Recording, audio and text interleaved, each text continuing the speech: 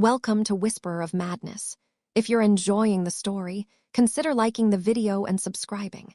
It really helps grow the channel and this community. It was May 12th, and Team Quicksave the Pandas had assembled. As he drove towards Rust Town, Ryan hoped this battle would go better than Vulcan's doomed assault against the Metagang. The time traveler had gathered everyone he could call upon, provided all the necessary intel, and he wore a cashmere suit. Everyone would soon move into position, Shorty included. The die was cast. Adam Cat remained silent at the car's front seat, having outfitted his costume with a dart bandolier. Ryan thought knives were classic for a reason, but the idea of someone getting beaten by explosive darts amused him to no end. The wardrobe stayed at the back, the former whispering a song to himself, and the latter examining Ryan with her big, beautiful eyes. "Yuki, I know you designed my new mask," Ryan said, "but this is getting a little creepy." "You went on a date yesterday," Wardrobe said with a smile. "I can feel it. Did she have a gossip radar or something?" Then again, Ryan had returned to his penthouse suspiciously late into the night. In the end, the 10-minute visit lasted half an hour. Lucky Girl had incredible taste, both for interior decoration and her sculpture hobby, to the point the courier would introduce her to Wardrobe. He had the feeling they would get along fantastically well. However, while Ryan had enjoyed the date, his master plan had utterly failed.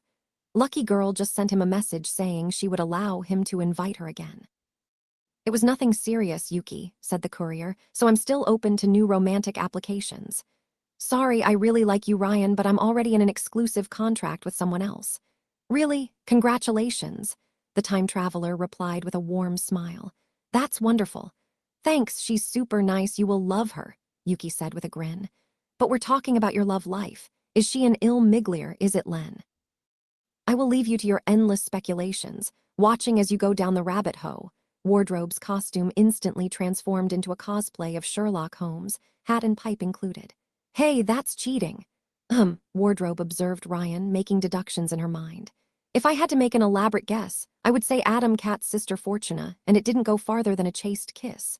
Adam Cat emerged from his silent reverie to look at Ryan in disbelief. "What?" he asked.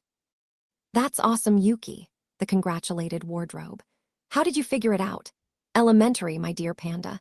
You know Sherlock Holmes never said that in the Conan Doyle novels," Ryan complained, but Wardrobe ignored him. "We know she was pestering him for a date, and from his expression, he clearly considered it a chore before being pleasantly surprised," Yuki explained, her mannerism mimicking Sherlock Holmes' most famous movie adaptations.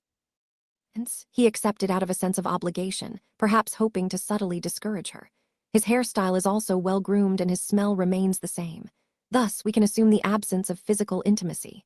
"I hate yellow genomes," Ryan said, glowering while ignoring Adam Cat's baleful glare. "I hate them so much. Also, why didn't you use this costume before? You could have cracked the whole conspiracy in minutes." "I don't like this costume," Wardrobe replied, changing back to her normal clothes. "If I wear it for too long, I develop a craving for cocaine, tobacco, and violins. That's not good for my health." "Ryan, I warned you," Felix said, infuriated. "I asked you man to man, friend to friend." The courier looked into his second favorite cat's eyes and decided to tease him some more. "I just want us to become family, kitten," the courier said softly. "Is that so much to ask?" Instead of turning red as Ryan had hoped, Felix answered with a fiendish smile. "Ryan, your adoptive sister." He spoke with the same teasing tone as the courier. "She's single, isn't she?" When Felix struck back, he hit hard. "I see the kitten is young, but he has claws. I'm just saying we could become a family, quickie, but if you take, you have to give back too."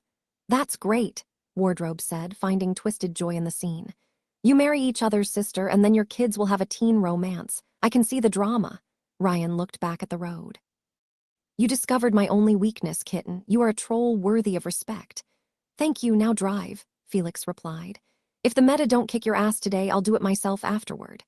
"Oh, we're going to Rust Town?" Wardrobe asked with a frown.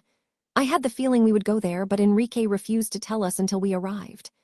"I guess now the cat is out of the bag, we could check our intel," Ryan said, Felix rolling his eyes.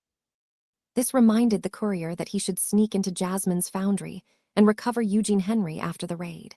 Felix brought out his phone, having recorded files on it.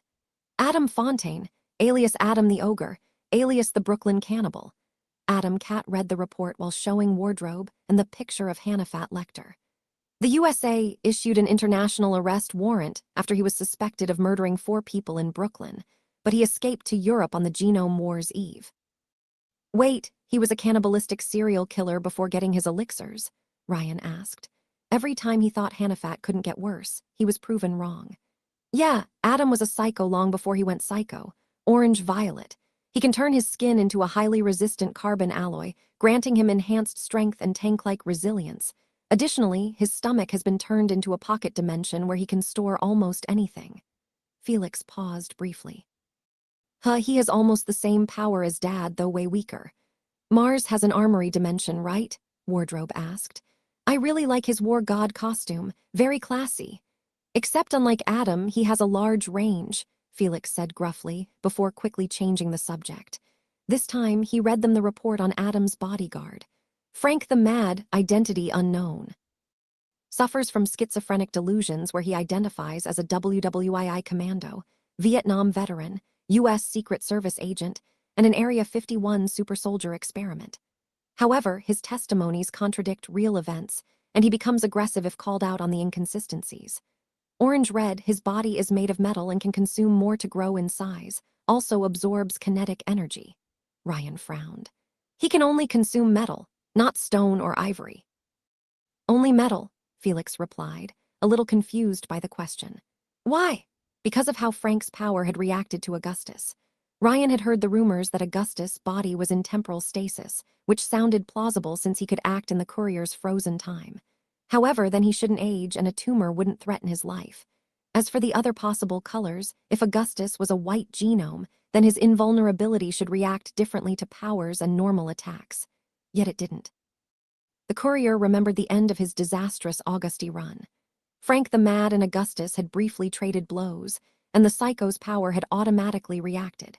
It tried to absorb lightning butt, though it failed. The fact Frank's power reacted at all meant Augustus' body was made of something that registered as metal, albeit one the psycho couldn't consume easily. This excluded the spatial stasis hypothesis. But then, how could it explain the immunity to the time stop, and well, everything? Perhaps Lightning Butt had consumed a yellow elixir, turning him into a Roman deity metal statue. Yellow or orange, Ryan thought. The courier had the feeling he had all the pieces of the puzzle, but he needed to assemble them the right way. He barely listened to the conversation afterward, though much to his amusement, he learned that Sishak's real name was Francis Gray of all things. The group passed the private security checkpoint without trouble. Either they were the first heroes on the scene, or a few patrols had been warned to let them through. Instead of driving straight to the junkyard, though, Ryan drove to the north of Rust Town and its industrial district. The plan called for dynamies to surround the metagang from all sides, and knowing Sipsy, he must have taken the courier's prank personally. Better to lure the psychos to an unpopulated area. Raid should start in 30 minutes, Adam Cat said while checking the time. Rust Town was eerily silent as they drove, the air suffused with tension. Either Sishak had already brainwashed the locals, or they could sense a fight would start soon and stayed home.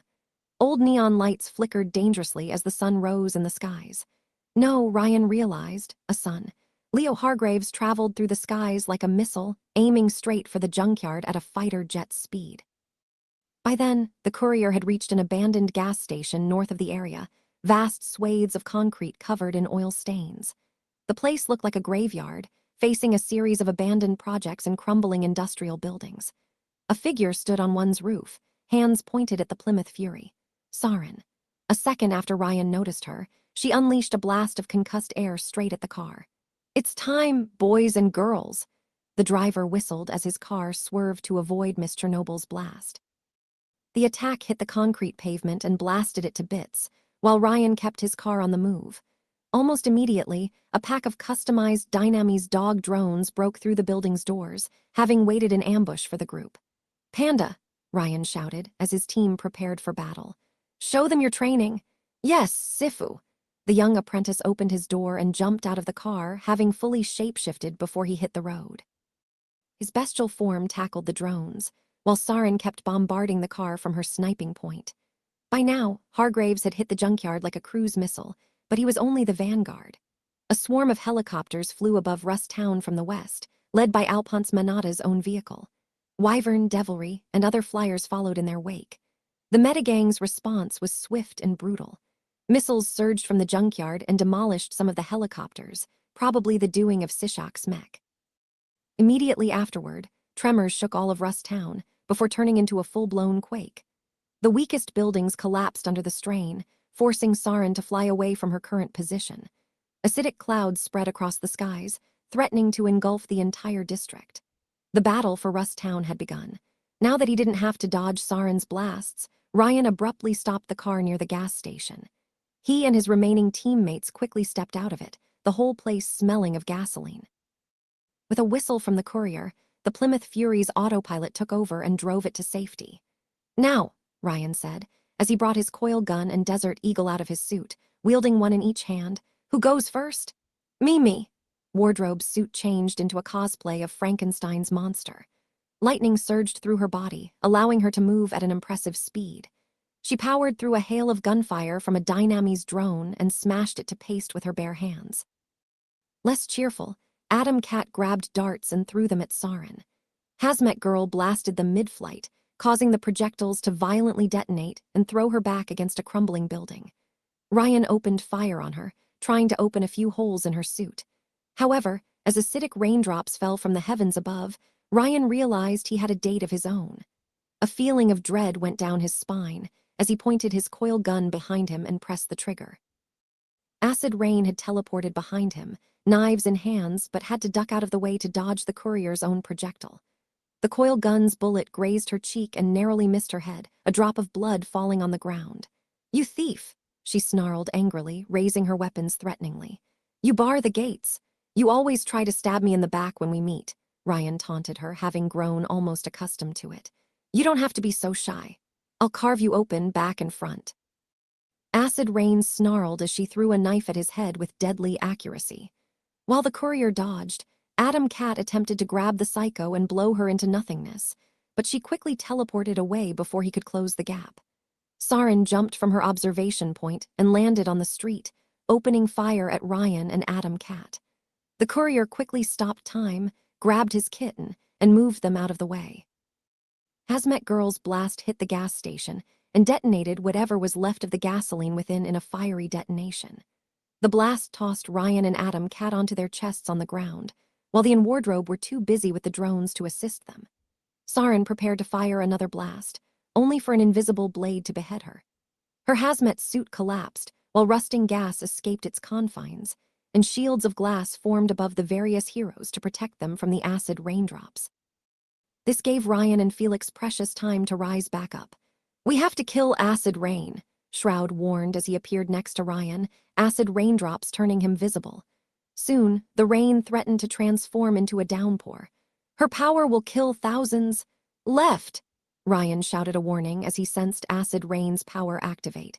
The psycho teleported back into sight, two submachine guns in hand. She unleashed a hail of gunfire at Shroud and his companions, the carnival member raising a multi-layered barrier of glass to protect the group. "Open the gates, you thief!"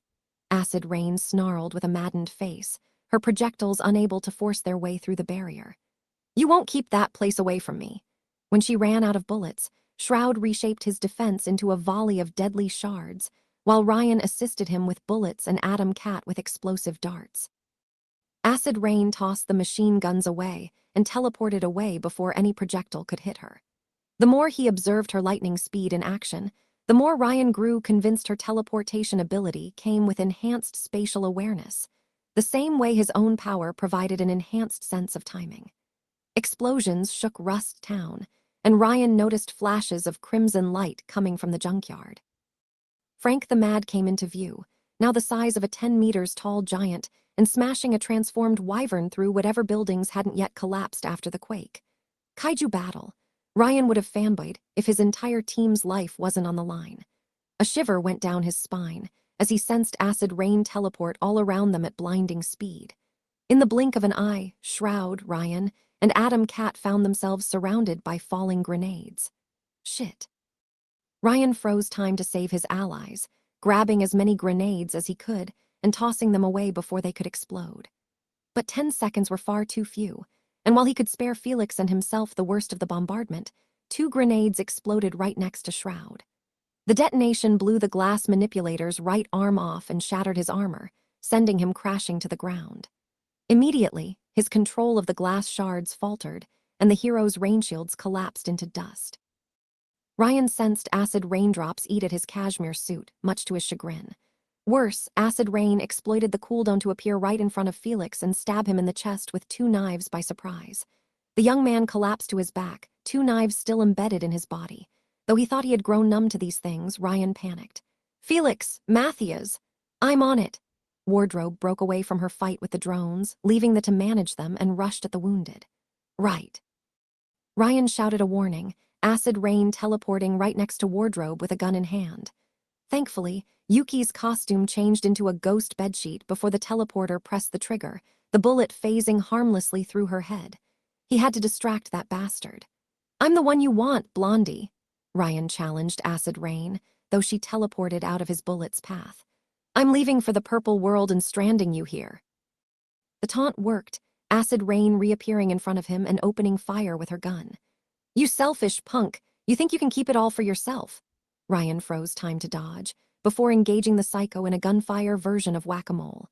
The head smashed the last drone with his bare paws, while Wardrobe had changed her outfit to that of a nurse, dragging the wounded away from the battlefield.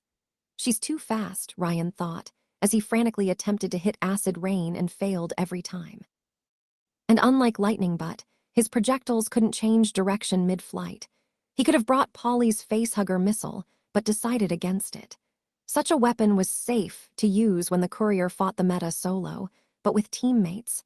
The risk of the psycho purposefully leading the projectile towards an ally was too great to ignore. This may have been a miscalculation. Thankfully, acid rain ran out of projectiles before he did. In the blink of an eye, she disappeared and reappeared to his left, nearly beheading Ryan with a katana. "The ultimate one favors me," she snarled, forcing the courier to back down to avoid a strike. She didn't give him any time to aim or even think of a joke. "It wants me to win. Sifu, I'm coming." The attempted to flank acid rain and save his master, paws raised. "Panda roll." With inhuman speed, acid rain dodged the attack and raised her blade to behead the slower animal.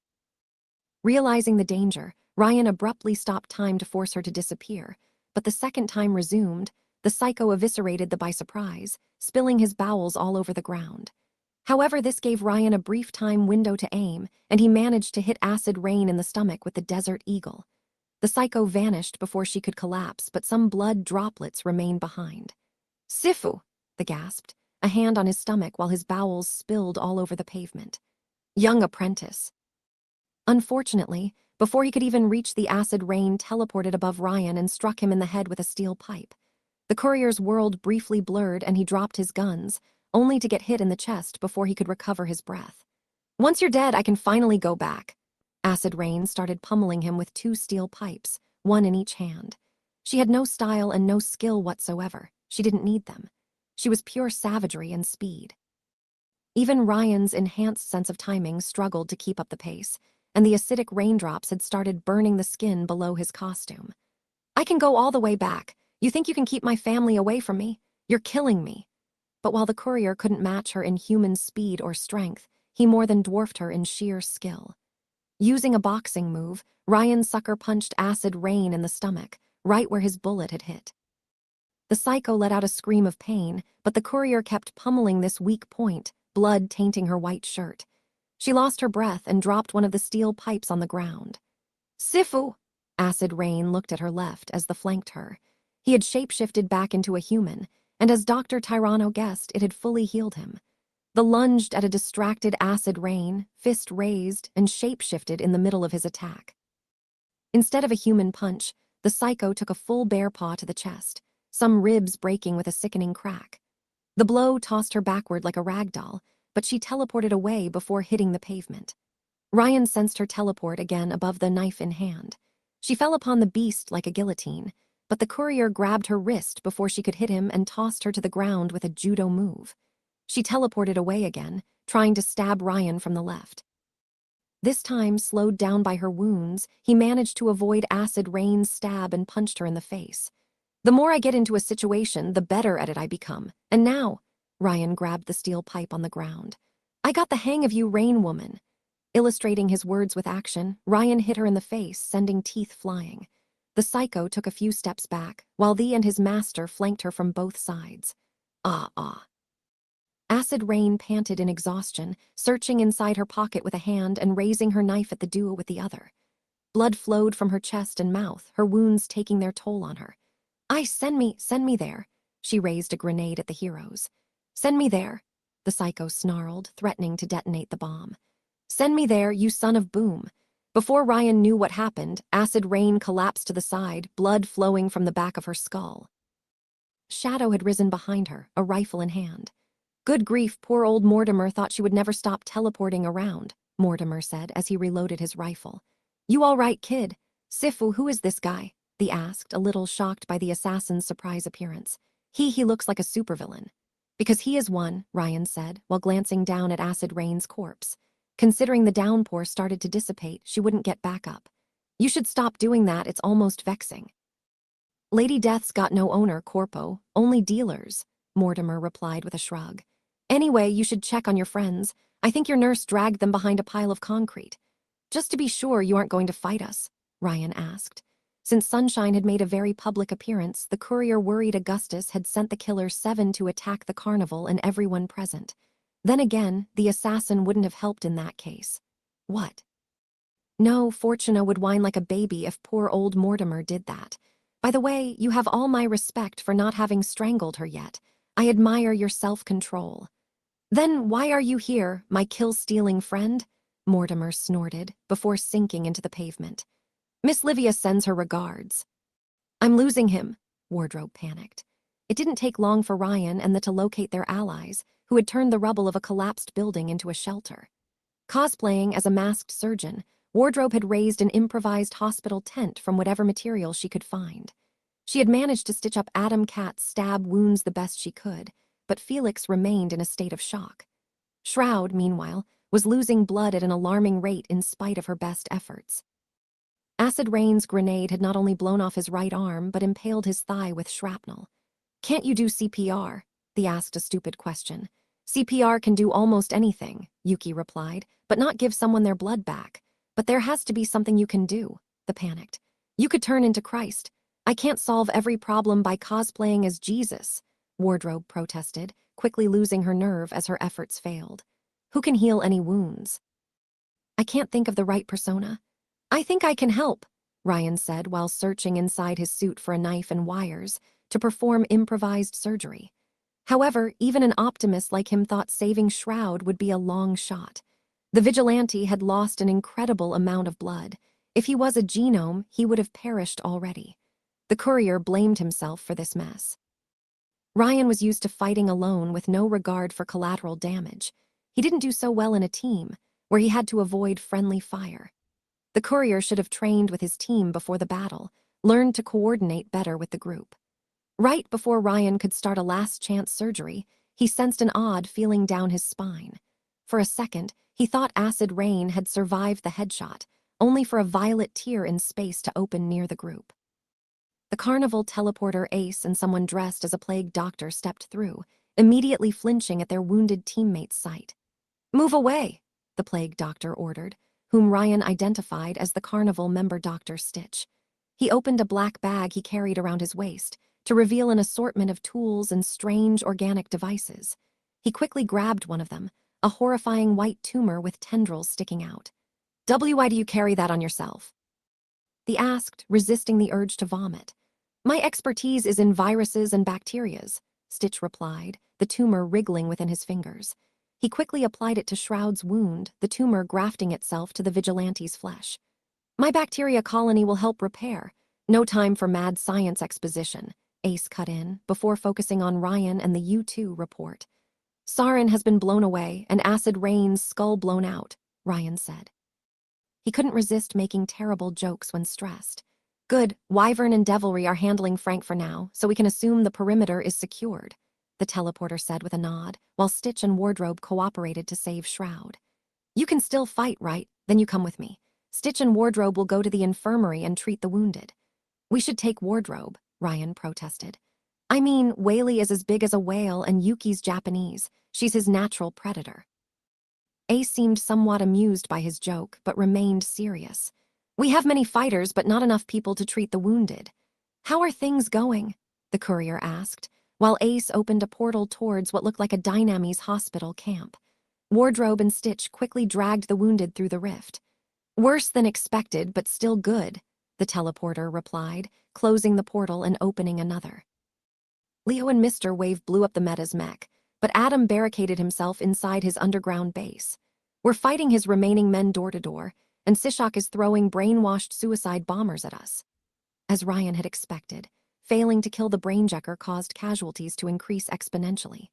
Most importantly, he could read between the lines. Sunshine couldn't destroy Mechron's base without killing the Metagang's hostages, and now they had to clean the bunker up with an old-fashioned assault. Which meant Dynamis had learned of its existence.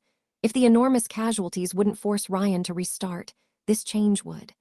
Though they had provided valuable help during this loop, the courier didn't trust Dynamis with Mechron's technology. Too many corrupt elements in their ranks. Ace opened a new portal, Ryan and the passing through. In the blink of an eye, they left the toxic open atmosphere of Rust Town for the suffocating claustrophobia of Mechron's bunker. Ryan didn't recognize the room. Some kind of industrial warehouse with metal arms and cables dangling from the ceiling. Assembly lines dedicated to robot manufacturing had been repurposed into improvised barricades. The air smelled of ozone, and ominous red lights pulsed from the ceiling. The corpses of both psychos and normal humans lay on the ground, torn apart by heavy weaponry. Fallout and armored members of the private security had formed a line, bombarding the Metagang's barricades. To Ryan's surprise, none of their enemies were mutated. They were all dog drones, brainwashed technicians, and enslaved denizens of Rust Town. Most of them carried Dynamis-made firearms, but a few wielded strange weapons with Mechron's logo on them. Most nightmarishly, all of them wore suicide belts, and the Metagang had tied up people to their barricades. Not only did Sishak throw brainwashed slaves at Dynamis, he dared use his few remaining sane prisoners as human shields. "I'm just saying, that's why I'm against automation," a private security member in power armor declared, as he blasted a Hound drone with a laser minigun. "First they steal our jobs, and then they try to steal our lives." "Yeah, and I'm paid $3,000 a month when these things cost $250,000 to make," another guard added, using a flamethrower to torch Sishak's brainwashed cannon fodder. "That's the real economic inequality." "Shut up and keep fighting," Alphonse grunted, raising a hand at a technician threatening him with a rocket launcher. His metal fingers shone with nuclear energy before blasting the attacker apart with a gamma ray. While the smashed through a barricade with a roar and Ace fled through another portal, Ryan approached Dynamis' VP. "How are things going, Atomic Cancer?" "The brainwashed thralls blow themselves up if we approach them, and they use their free-willed captives as shields," Alphonse grunted, completely ignoring Ryan's nickname for him. "Disgusting. We have to take down Sishak." Ryan turned around, noticing Enrique Manata behind them. The corpo kept one knee against the ground, surrounded by thin, nearly undetectable vines spreading through the bunker's corridors. "He is the backbone of their defense. If he falls, the rest will follow." "Greenhand?" Ryan asked, quickly lowering his head to dodge a stray bullet. "You're here too." "Surprised, Romano," the grass manipulator replied dryly, fingers on the vines. Unlike Ryan's, the corpo's cashmere suit remained fully intact. "I thought you were more of a pencil pusher, bravely commanding from the rear." "You thought wrong." Enrique turned to face his brother. "Al, I've located Adam and Sishak, second room to the right. I suspect it is the base's command center." This worried Ryan greatly. If the Meta already managed to access the bunker's mainframe, it meant they might access the Bahamut. Knowing Big Fat Adam, he would press the trigger as soon as he could. "I will carve a straight path," Alphonse said, his metal hands shining with radioactive energy. "Brother, you guide us. Quick save, cover our rear." "Does anybody have a spare gun?" Ryan asked, having lost his own during the fight with acid rain. "Take mine," Enrique said, searching inside his suit and tossing a Beretta at Ryan.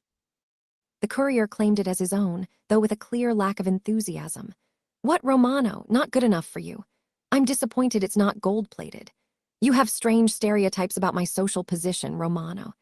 "Enough prattle," Alphonse said, before putting his hands against the right wall. The heat increased as he channeled energy through the metal, melting it away. Within seconds, fallout had shaped a hole big enough to allow the trio to progress.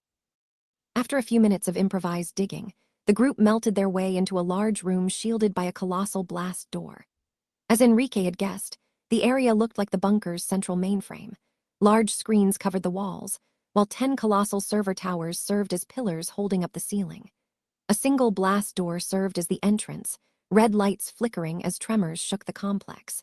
The most noteworthy part of the area, though, was the gargantuan biomechanical construct at the center.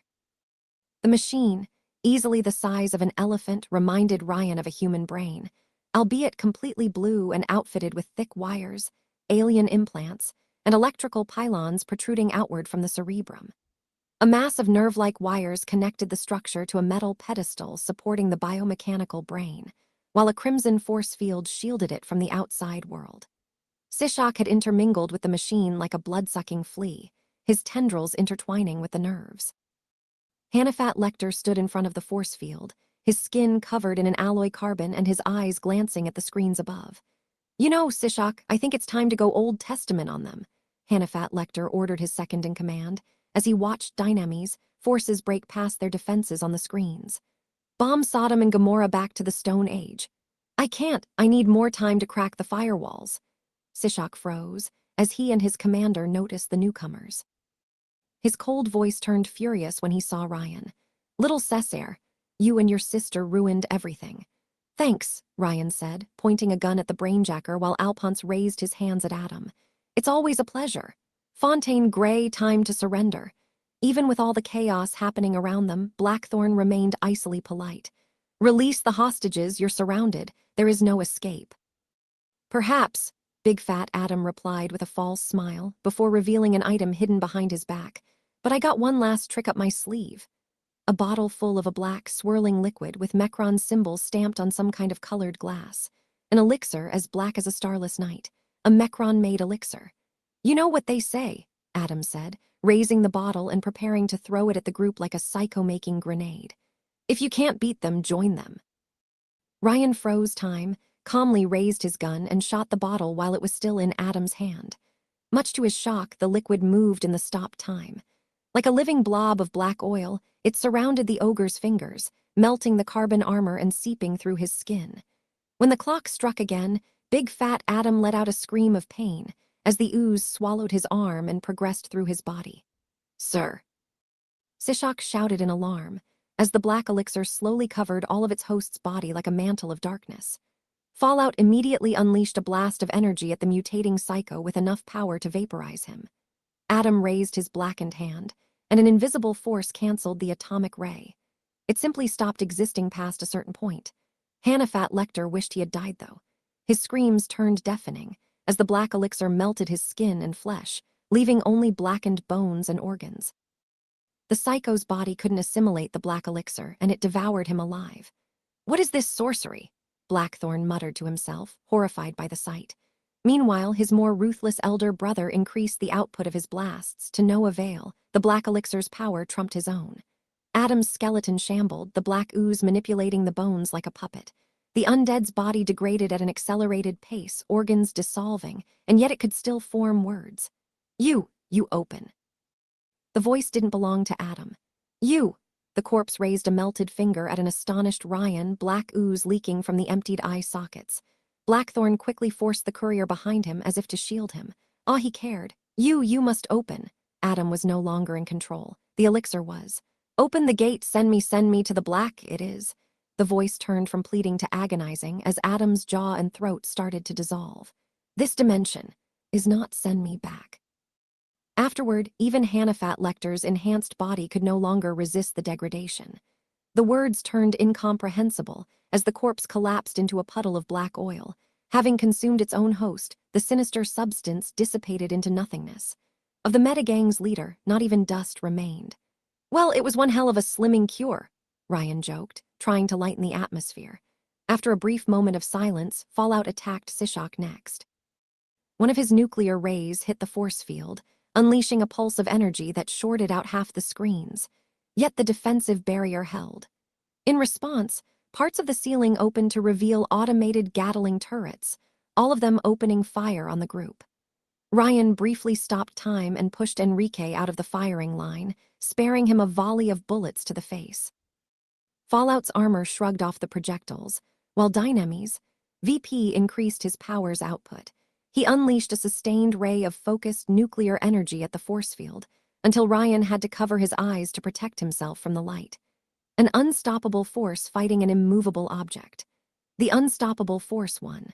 The force field shorted out, and Sishak barely had the time to leap out of the biomechanical database before Fallout hit it.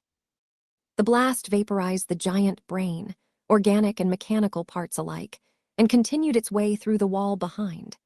Steel and glass both melted before this almighty power. All screens and lights turned black, leaving only Alphonse Manada's radiance to provide lighting, and the turrets abruptly stopped firing. With the dexterity of a spider on the run, Sishak used his tendrils to jump across the room and attempted to bypass the trio. Ryan froze time and shot the tentacles supporting his weight, causing the psycho to crash on the ground before he could escape. "Didn't you hear, Sipsy?" Ryan taunted him, shooting a tentacle before Sishak could smash his skull with it. "Today, we have fried squid on the menu." The rose on Enrique Manada's suit grew thorn tendrils, until the plant had become a floral squid as large as Sipsy himself. Its roots restrained the psycho, while the flower unleashed a burst of colored smoke right in his face. Sishak struggled for a moment before his whole body went limp. "I knew Dynamis perfumes were low quality, but not to the point of causing someone to faint," Ryan mused out loud. "I used a genetically altered brand of aconitine," Blackthorn replied, which Ryan identified as a plant-based neurotoxin. "Since Sishak needs to die to activate his body transfer, hopefully keeping him in a state of unconsciousness should disable it. And since Sipsy is almost entirely made of nerves, it's doubly effective against him, even with his enhanced biology." Ryan had to admit the idea was brilliant, enough to shamelessly copy it in a later run. "We do our research too, Romano," Blackthorn said dryly. "You do not have a monopoly on intelligence." "Fallout to all teams," Alphonse Manada spoke through an intercom in his suit. "Adam is dead and Sishak is neutralized. Move to secure the site." "Any idea what that was?" Ryan asked, glancing at the spot where Big Fat Adam had perished. It couldn't have happened to a nicer guy, but the entity had singled the courier out among the group, much to his confusion. Blackthorn shook his head in disgust, and if the courier wasn't mistaken, a hint of remorse. "It was our early days all over again." "We had worse results," Fallout replied while receiving a response through his suit's intercom. Unlike his sibling, he couldn't care less. "The drones and robots have deactivated, but Sishak's thralls are still fighting. I must order a full wipeout." Much to Ryan's surprise, Blackthorn immediately protested. "Al, they are not our enemies, they are victims." "I do not like it either, but the lives of our soldiers take priority," Alphonse replied coldly. "And the thralls fight to the death." "Guys, I can stop time," Ryan declared, both Manada siblings looking at him. "I can disarm and incapacitate people safely." "Yes, Al, let us try to capture as many as we can first," Enrique asked his sibling. "We may be able to cure them later." "You and your sentimentality," Alphonse grunted before barking orders through his intercom. "You have 10 minutes, no more." "You heard him, Romano." "Yeah, Greenhand," Ryan said as they rushed through the hole in the wall. "Frankly, I'm a bit surprised. I thought you wouldn't care about casualties." "We can't always make the world a better place," Enrique replied with a shrug. "But we have to try anyway."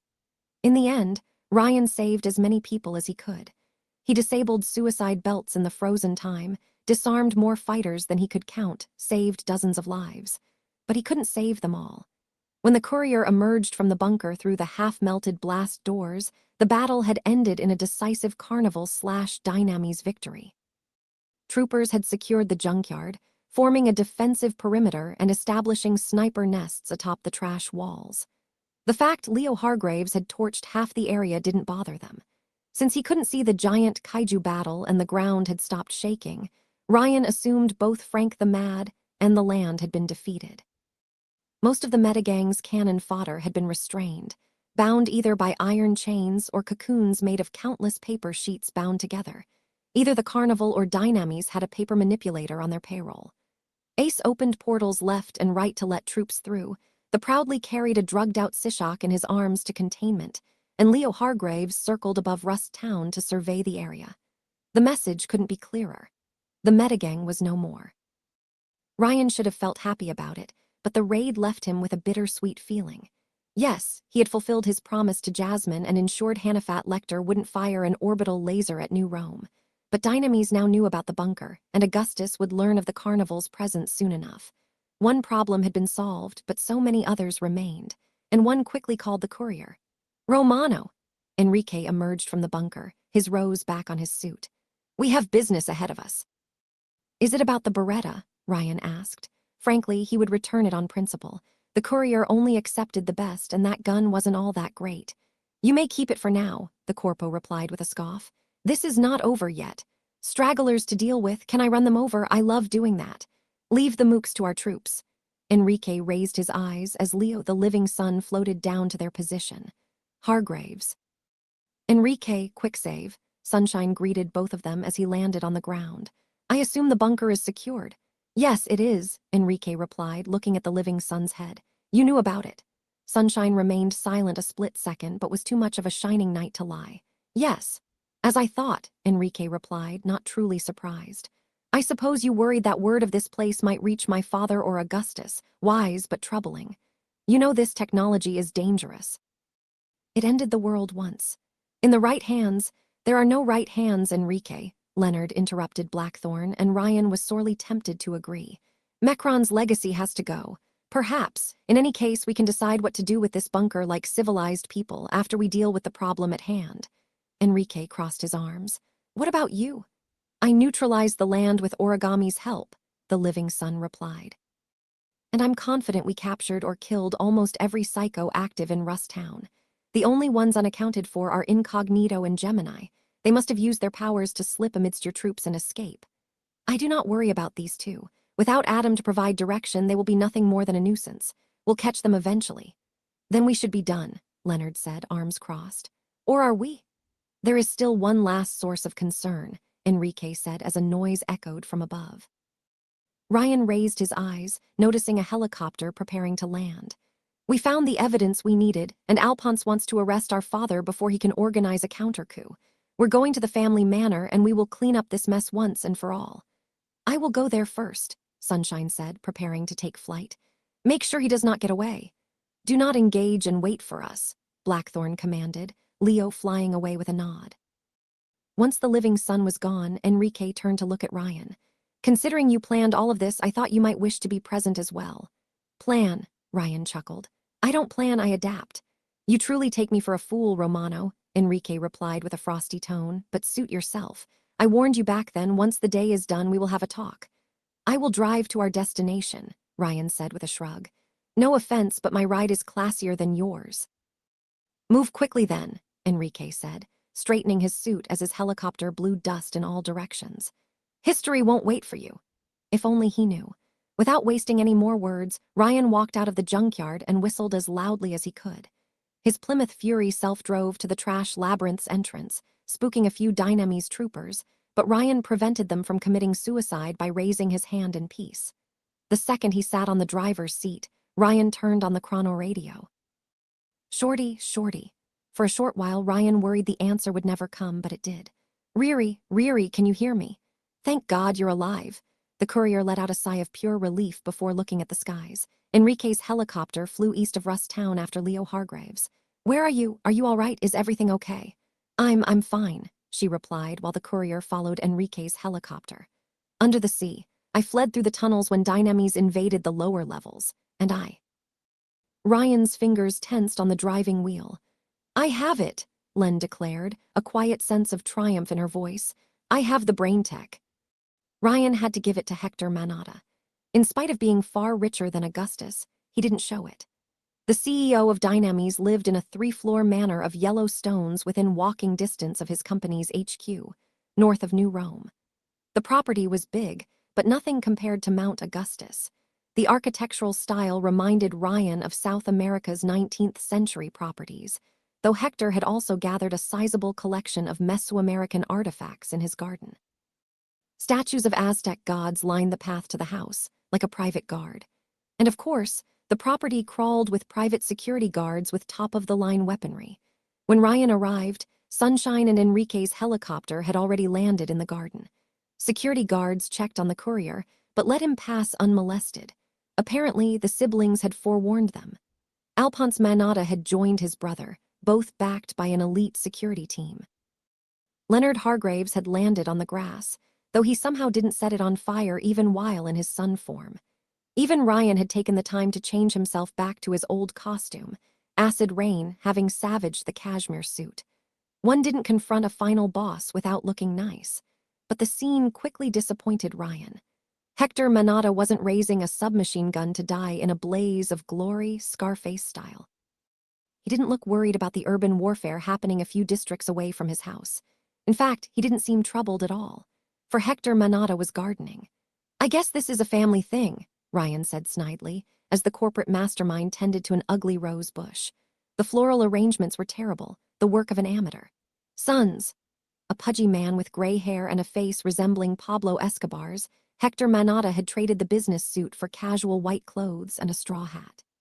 Ryan hadn't seen his face before. He might have mistaken him for a mere employee. "I didn't expect you, especially not in such." His eyes wandered to Leo Hargraves. "Shining company." "Surprised, father?" Alphonse asked, his tone lacking any familial warmth whatsoever. "Mr. Manata," Leo said, always polite. "It has been a while." "Not long enough, I must say," the CEO replied before finally noticing Quicksave. "And who might you be?"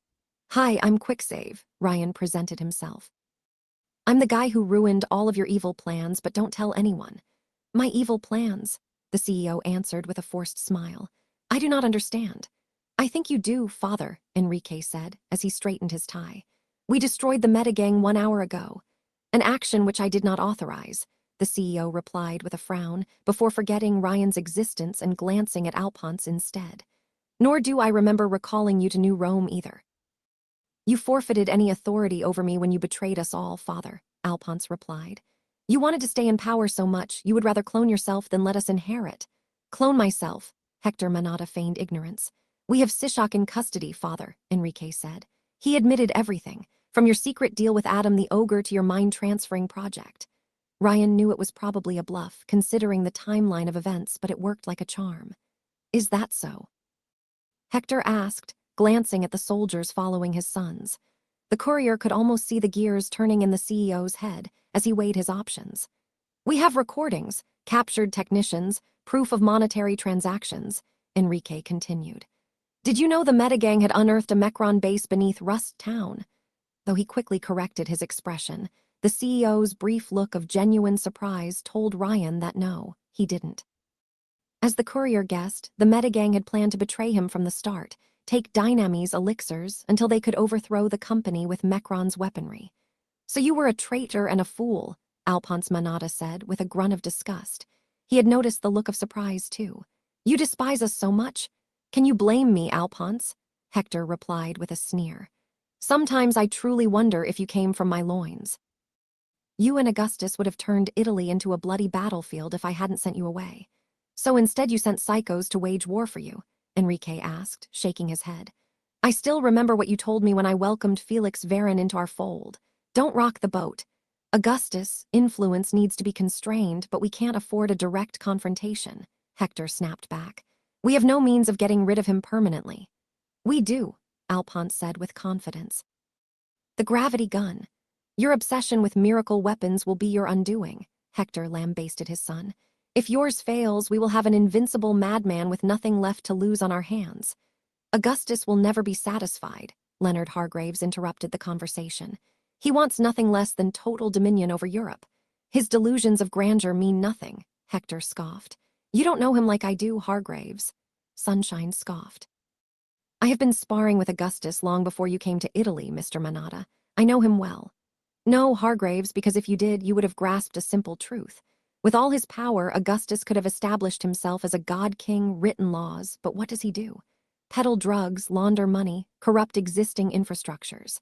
At the end of the day, Augustus is just a gangster with cancer, and that's all he will ever be." The CEO shook his head in frustration. "Don't you see that to win, we only have to outlast him, let nature do its work, and let countless suffer in the meantime," Sunshine replied. "Assuming the next Augusti generation isn't made of the same cloth." "Well, to be honest," Ryan raised his hand to speak on behalf of Livia. "The adults are talking, Quicksave," Alphonse interrupted him. "Then why are you here?" Ryan replied with a mocking tone, being far, far older than the VP. The nuclear-powered cyborg glared at him, but the courier wasn't intimidated in the slightest. "Enough," Enrique said, a hint of frustration in his voice. "And are you truly so different, father?" Alphonse asked mockingly. Hector's expression turned into one of pure disgust. "You dare compare me to Augustus, my son? I am no saint, I confess, but I do not go around murdering people who never crossed me. You raised us to believe Dynames had a mission. To rebuild a better civilization, based on free market, the rule of law, and individual freedom." Alphonse's voice turned bitter. "One that wouldn't repeat the mistakes of the pre-war nations. Yet all you have done is repeat the patterns of the past and maintain a status quo unsuitable for mankind. One that benefits Augustus." Ryan realized he had met Fallout's type elsewhere before, disappointed idealists.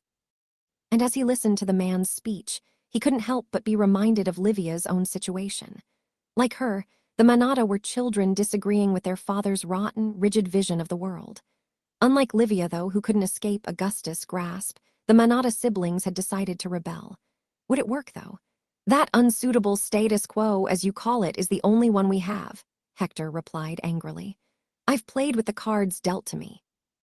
Whatever your reasons, you conspired with the Metagang, provided them with company resources, and willingly or not, nearly allowed Adam the Ogre to get his hands on Mecron technology," Enrique pointed out. "We can't let that slide, and neither will the board."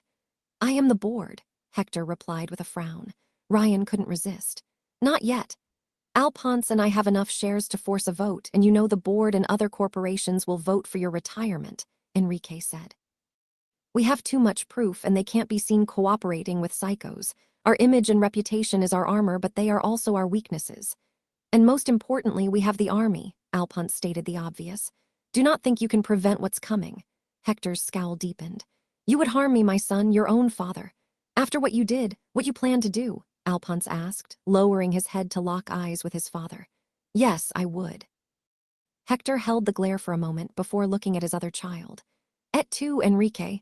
You know what your brother will do if he inherits my post?" "Yes," Enrique replied, "but dabbling with psychos won't be one of them."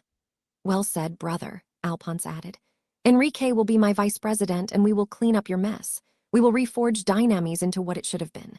A beacon that will rebuild civilization, one without psychos, and certainly without Augustus. You may have failed the dream, father, but we won't. Come with us, Mr. Manada." Sunshine briefly ramped up the heat around him. "I promise you will not be harmed and be entitled to a fair hearing." "Take the graceful way out, father," Enrique pleaded before glancing at Alphonse. "Or else it will have to be the other way." For a long, agonizing moment, Dynames' CEO said nothing. He slowly glanced at his sons, then at Leonard, and finally to the private security members backing them up. Whether out of fear of Alphonse Manada, disgust, or opportunism, none of them moved to shield their employer. It seemed that in Dynames, power shifted swiftly. Eventually, although Ryan had prepared himself for a fight, Hector Manada offered his hands in surrender. "You doom us all, fools." "It is a new dawn for Dynames, father," Alphonse Manada declared. He sounded quite pleased with himself. "One long overdue." "After me, the flood," Hector Manada prophesied with quiet dignity, as soldiers grabbed him by the arms. When Ryan glanced at the towering Alphonse, who watched his father being carried away, the time traveler realized he might have put someone far more dangerous in charge of Dynames. "That's it?" the courier asked Enrique. "After everything he did, you just talk it out. You expected a hail of gunfire, perhaps," Il Miglier's manager replied dryly. "Unlike Augustus, we do not shoot all of our problems. My father is many things, but a fanatic isn't one of them. He would rather go into forced retirement than die for nothing." "So, what, you're going to imprison him on a private island, Napoleon style?" "Pretty much. If all goes as expected, his assets will be confiscated, he will be surrounded by Alphonse's people, and he will be kept away from any form of power whatsoever." Enrique looked at Ryan with disapproval. "This is what we adults call diplomacy, Romano. It is boring, but it usually spares us a great deal of bloodshed." It was good. Ryan had expected the change of power to end in violence because that was all he ever knew. "If only more villains were reasonable," Leo Hargraves lamented. "So, it's over. Now we must decide what to do with the bunker." "Not yet, Hargraves," Alphonse said. "There will be a transition of power, and I wish you to assist us with it. I will pay you for your service." "We do not work for money, Fallout. You misunderstand me," the cyborg replied with a hint of amusement. Our goals are the same. We both want Augustus dragged off from his throne. Now that my father has been dealt with, it is time we focus on the true enemy. The living son crossed his arms, the opportunity too great to pass up. I'm listening. Not here. Alphonse glared at Ryan next. And I have had enough of your blatant disrespect, Quicksave. You did your job, but that's it. Fuck off. Love you too, Nagasaki, Ryan replied and prepared to leave, having done what he had set out to do. Besides, staying in Alphonse Manada's company for too long would probably give him cancer. Ryan. Unlike Fallout, Sunshine bowed respectfully to the time traveler. There is something I must ask of you. Sorry, Sunshine, I won't join your circus. Ryan cut him off. Too much bad blood. I expected as much, Leo said with a sigh. Still, on behalf of the carnival, no, all of New Rome, thank you. Most people won't know it, but your actions saved countless lives. History books may not mention you, but we will not forget. Don't make promises you can't keep, Ryan replied with a shrug. But thanks. That shiny paladin was too noble to dislike. While Ryan would have left the Manada property by himself, Enrique personally decided to escort him to his car. This isn't the end, is it? The courier asked Blackthorn. It didn't feel like an ending at all. It's just the beginning. Don Hector wasn't wrong. This is the calm before the storm, Romano. My brother is in charge, and he is not as subtle as our father. If Augustus didn't know we cooperated with Hargraves already, he will learn it soon. And even if it suffered heavy damage, that base below Rust Town contains a treasure trove of technology, and we must decide what to do with it. I guess overthrowing your father was the easy part, Ryan mused, his mood turning from curious to slightly depressed. I don't know how to feel about it. I've seen your reaction to my brother's speech, Enrique said. You seemed troubled, sharp. When I tried to overthrow my fatherly figure's hold on me, it ended with his death, Ryan replied, his thoughts turning to Len and Bloodstream. And even dead, his influence still holds a friend back, so when I looked at you too.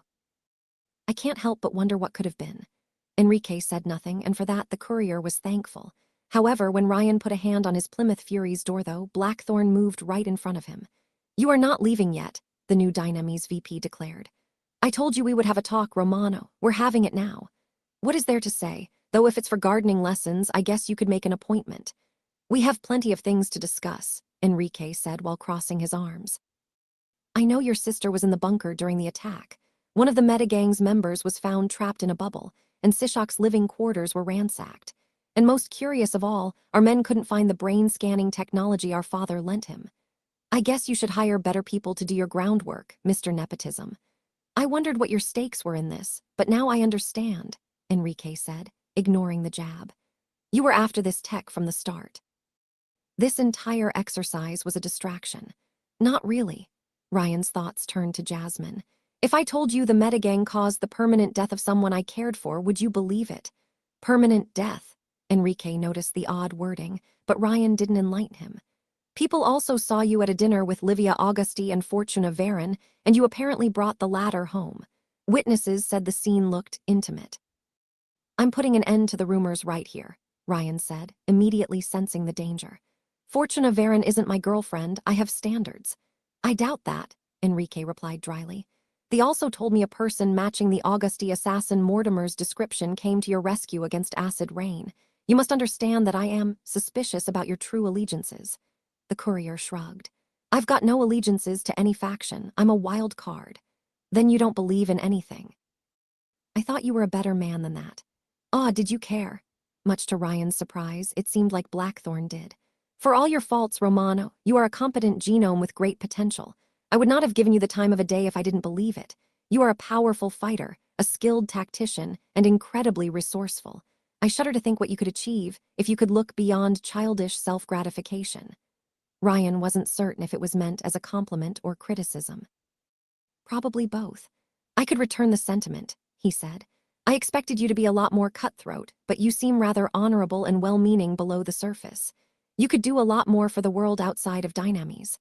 You are wrong, Enrique replied. By themselves, humans can only do so much. We conquered the planet by sacrificing our individuality for collective strength. Though I do not share his methods, I agree with my brother's mission statement. Dynamis may not always change the world for the better, but it can.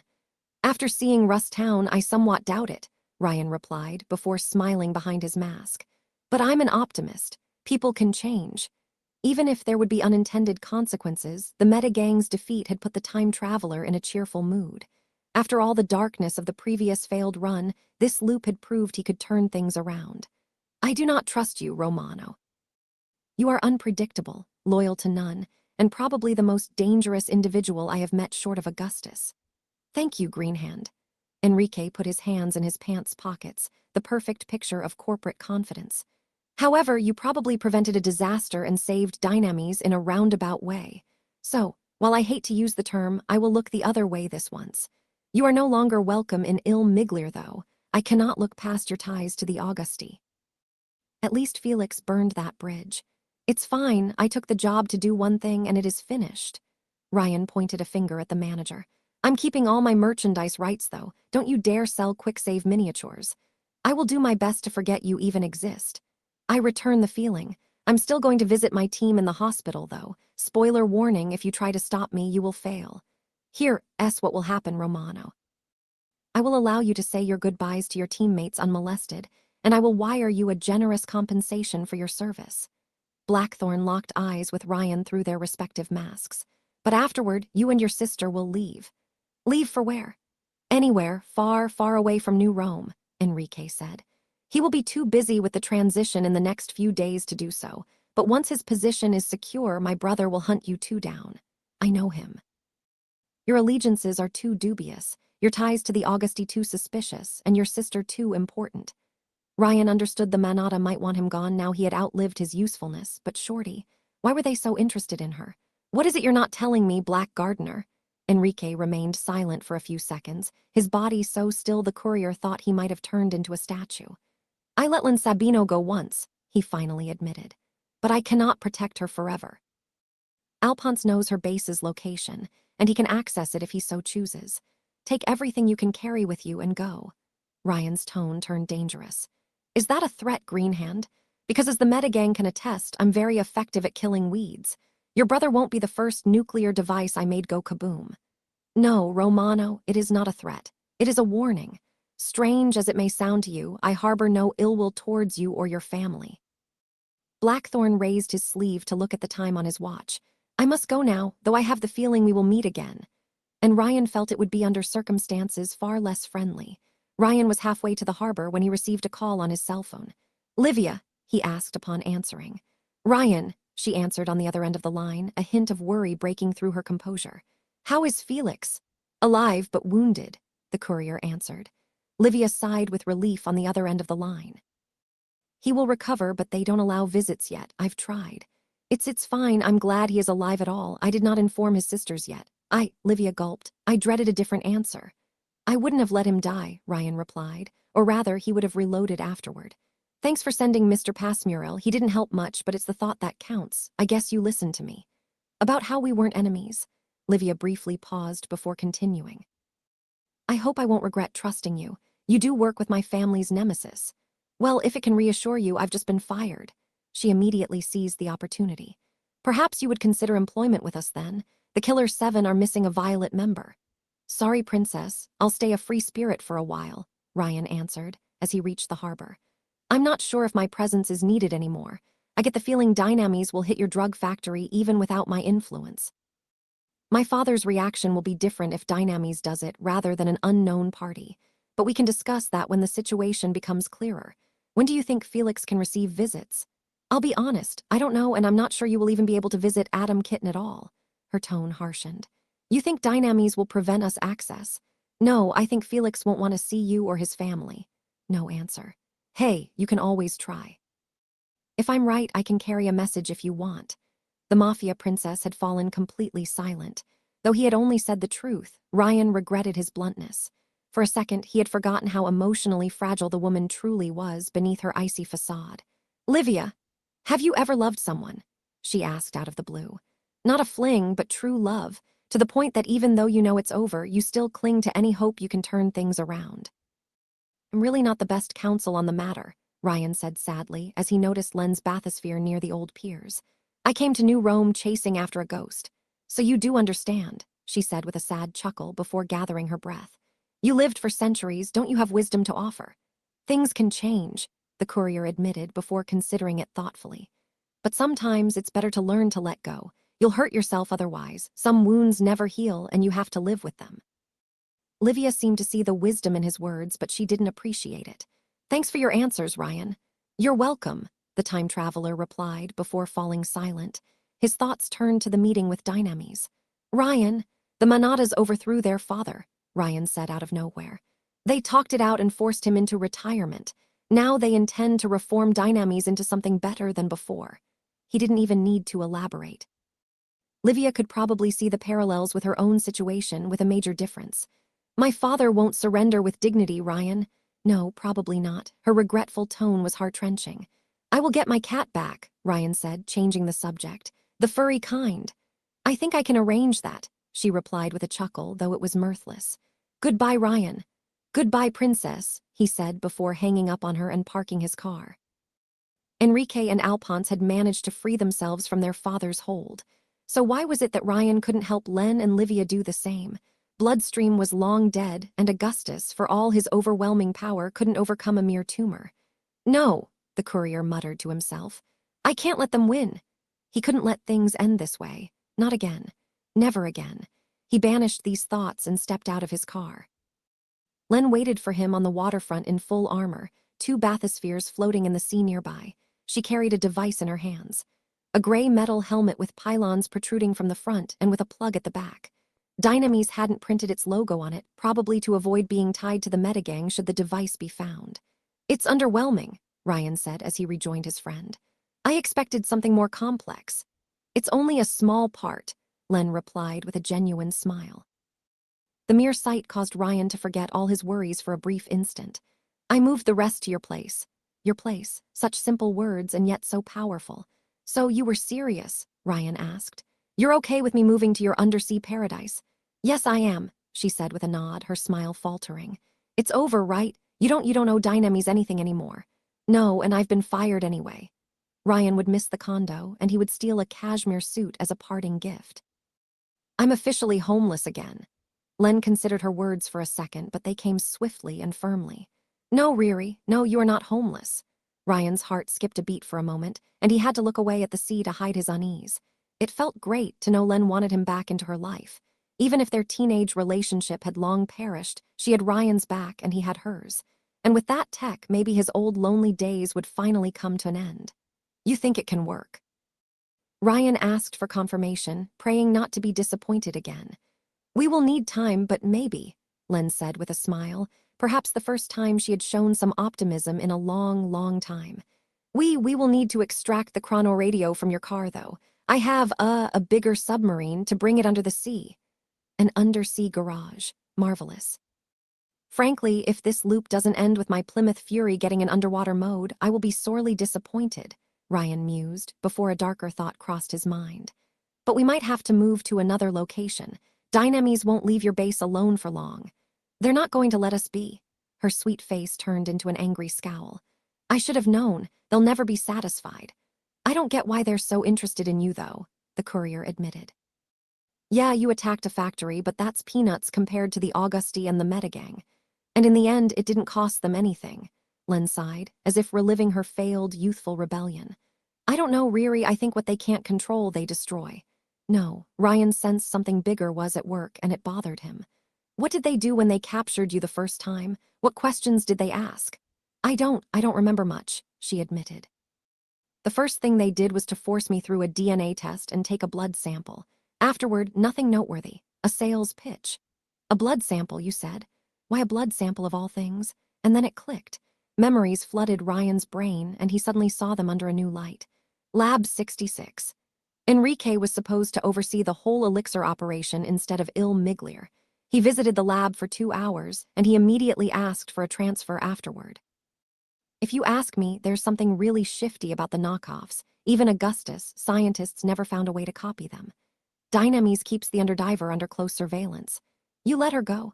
It was our early days all over again. I couldn't make elixirs. What I did was synthesize a specific resource that mimicked the properties of a true elixir.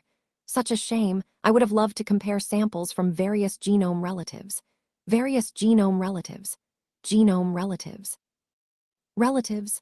Len, Ryan asked, a terrible doubt creeping in his mind. When did Dynamis start producing their knockoff elixirs? Do you know the exact date? I'm not sure. I think they had a few in development, but they only started flooding the market 3 years ago or so. Shorty shut her mouth, and Ryan instantly regretted asking that question. She was smart. She had figured it out too. It's impossible, the courier said immediately. It can't be that. But it would fit. Len protested, genuine emotion breaking through her monotone voice. It would explain it all. Len, your father is dead. The genius flinched as Ryan's tone turned deadly serious. Sunshine burnt him to ashes. I saw it with my own 2 eyes. He's gone. But if one of his clones, Len locked eyes with her old friend. You know it's possible, Riri. You just don't want it to be. No, he didn't. Ryan wanted to think that nightmare was over. That bloodstream was dead and buried and could no longer harm either of his children, adopted or otherwise. But Len had never truly woken up. Riri, I've trusted you even after everything I've killed for you, Riri. I trusted your words. I gave you a second chance. I'm willing to start fresh. She gathered her breath, struggling to find her words. I just want to get closure, Riri. I want to know if we're wrong, we can move on. But we need this. We need to check. But if our hunch is right, Ryan asked.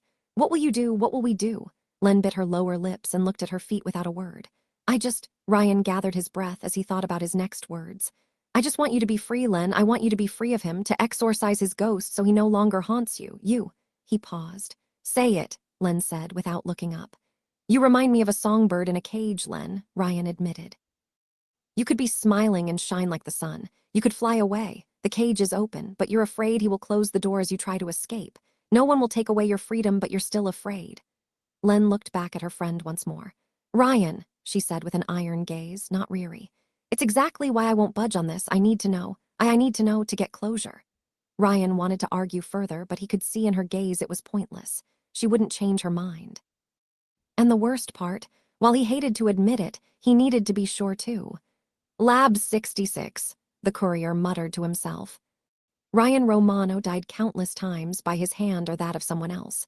But there was one death that trumped them all. The death that made him stop caring and taught him to enjoy life. The perfect death that no one should return from. This is the story of this death. This is the story of Monaco. April 1st, 2017, France, village of La Turbie. The sun was falling behind the horizon, and the city of Monaco shone from below. Standing at the edge of the Terre de Chine promontory, his trusty motorcycle and travel bag nearby, Ryan observed his target carefully. It had been 5 years since he had left Italy, and now was the moment of truth. Well, technically it had been 3 months, but he lived through them again, and over again. He had toured the coasts of the Mediterranean Sea, looking for any sign of Len and her submarine. He knew they had planned to go to America before the separation, but she couldn't have crossed the Atlantic Ocean. She had to have stopped somewhere closer, somewhere within his reach. However, Ryan was starting to lose hope. He had toured Greece, Spain, France, every place he could think of. He had wandered the post-war's wasteland and came up short. And if she had left Europe completely, relocated underwater or on a distant island, he might as well look for a needle in a haystack. There was only one place around the Mediterranean Sea that Ryan hadn't visited yet. The country everyone warned him against. The place nobody returned from. Monaco, Ryan said, as he observed the coastal city. It looked nice, for a lack of a better term, and it bothered him a great deal. First of all, the microstate was still standing. That alone was unusual. Monaco had once been one of Europe's most luxurious coastal resorts, a den for gamblers and millionaires, and somehow it still looked the part after the apocalypse.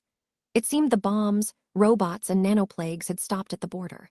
The buildings and houses had been spared from any degradation, and yet the time traveler didn't see anybody in the streets.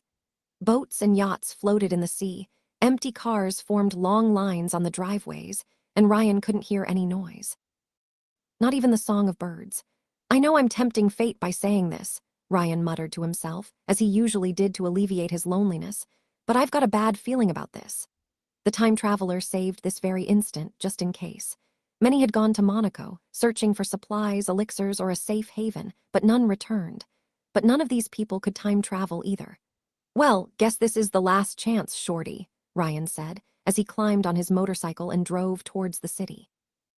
If you aren't in the place nobody returns from, well, he could always try to cross the ocean and reach America if it still existed. But most likely, Ryan would have to face the obvious. That Len was gone. The time traveler had made his presence obvious, sent signals through radio towers and whatever communication channels he could find. If she hadn't contacted him yet, then she was either unable to respond or dead. And Ryan didn't know what to do if he gave up on his friend. His quest to find Len had guided him through so many restarts, and he had no other purpose in life. No cause to dedicate himself to. The time traveler had been feeling adrift ever since Bloodstream's death, and not even his power could counter his gnawing sense of solitude. Without Len, his existence had no meaning. Ryan chased away these thoughts, climbed on his motorcycle, and followed the path down towards Monaco. As he reached the city's official frontier, the time traveler noticed a badly painted sign on the side of the road. "The armies of Andorra shall never conquer our great nation," Ryan read out loud. Wasn't Andorra another microstate? The apocalypse truly caused all the weirdos to crawl out of hiding. Ryan drove through the streets of Monaco, and much to his surprise, nothing terrible happened. He didn't instantly fall dead, and no crazy psycho ambushed him. It was almost disappointing. However, the time traveler sensed the pervading tension in the air. The streets were clean, the cars were all parked in the right spot, and the streetlights somehow worked perfectly. Yet Ryan knew the city needed to import electricity from the French Republic, which had long collapsed. When he peeked through houses' windows, he found them empty. Ryan made his way to Monaco's most well-known landmark, the Place du Casino. The famous Monte Carlo casino stood strong and proud, its 19th-century magnificence preserved from the apocalypse. The clock above the entrance remained stuck at 12, though the lights remained functional. The fountain in front of the entrance worked too, surrounded by a lush lane and floral arrangements. "Is there someone here?" Ryan asked, tempting fate. Only a heavy silence answered. Well, maybe he should look. The plaza vanished in a flash of yellow and violet. In the blink of an eye, Ryan found himself inside a luxurious marble hallway. Paintings adorned the walls, chandeliers provided some light, and the room led towards large wooden doors. After a brief moment of surprise, Ryan looked around, but found himself back against a wall with only his bag of supplies. Had he been teleported somewhere else? Ryan glanced at the paintings, most of them drawn in a surrealist style reminding him of René Magritte's. One painting, the Genesis, showed two gloved hands opening an alchemist wonderbox. Another, the Triumph of Monaco, represented an army of golden men overrunning Mecron's robots. Perplexed, Ryan grabbed his supply bag and walked through the hallway until he reached the doors at the end. He noticed a sign above them, exquisitely painted with the brightest colors possible. Monte Carlo Grand Opening. However, next to that sign, Ryan noticed words crudely carved into the marble wall. "Don't trust the CLOWNS, they will eat your heart." Ryan continued reading, finding more advice carved into the stone. "Follow the arrows to the suites before it goes dark." A second sentence was written next to it. Whoever carved it had done so in a hurry. "Don't use the stairs, take the elevator." Ryan lowered his gaze, noticing arrows carved on the floor. More and more confused, he opened the wooden doors and walked into the next room. Much to his surprise, Ryan entered a replica of the Monte Carlo casino, or at least, what little he had seen from pre-war's pictures. His steps echoed in a vast lobby supported by pillars, the ground replaced with a giant roulette table with 1-meter-wide tokens. Candelabras dangling from the ceiling provided the light, and the art decoration was the peak of 19th-century luxury. Ryan glanced at the windows, but all of them were walled off with marble. "Hello, dear guest." A voice said at Ryan's left, someone having snuck up on him. "Ah!" Ryan took a step back and instantly activated his time stop. Or so he tried. He felt his ability strain against an invisible force for a brief second, but time refused to stop. Panicking, Ryan drew a gun hidden beneath his clothes, only to quickly realize his mistake. The creature in front of him looked like a human, but only superficially so. Its skin was unnaturally white, and most importantly, a clownish mask made of solid gold served as its face. It wore a croupier's costume, including a bow tie, an old jacket, and gloves. "Welcome to Monaco," said the clown with a cheerful voice, the gold mask moving unnaturally with each new word. Its eyes and mouth oozed darkness. "The greatest country on earth, how may I assist you?" Ryan tried to stop time again, but something prevented his ability from activating. Damn it, did this place interfere with his power? In that case, if Ryan died within these walls, where am I, Pennywise? the time traveler asked, keeping his gun pointed at the clown creature. In Monaco, of course, the greatest, most prosperous nation on Earth by the divine providence of His Highness Jean Stephanie. Oh, a new guest, Ryan heard a new voice, as another clown walked into the lobby, albeit with a face of bronze instead of gold. Like its fellow clown, it wore a croupier outfit and carried a silver plate under its arm. Welcome, can I offer you a drink? What the hell? Did Ryan enter a Stephen King novel by accident?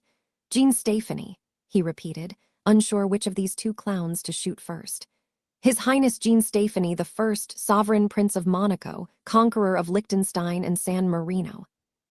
The golden clown waved a hand at a marble statue near the pillars, representing a strange creature in a flattering position. The figure vaguely reminded Ryan of a man in a suit with a fedora, but with elongated arms and distorted facial features. His Highness rose from humble birth to ascend to the throne of Monaco in 2005, by virtue of everyone else being dead. It said that with such cheerfulness, too. Ever since, he has bravely defended Monaco against the Andorran hordes trying to destroy our great nation, the bronze clown continued, before pointing his hand in one direction east of the lobby. Now I can show you our 5-stars restaurant if you wish for a warm meal, or perhaps you would prefer to enjoy a game of roulette. Why are the windows walled off? Ryan asked, as he glanced at the ground. The arrows carved on the floor pointed west. Where's the exit? Why would you want to leave Monaco? The bronze clown asked with a chuckle. Why would anyone want to leave Monaco, the greatest nation on Earth? I do, Ryan asked, more and more uncomfortable.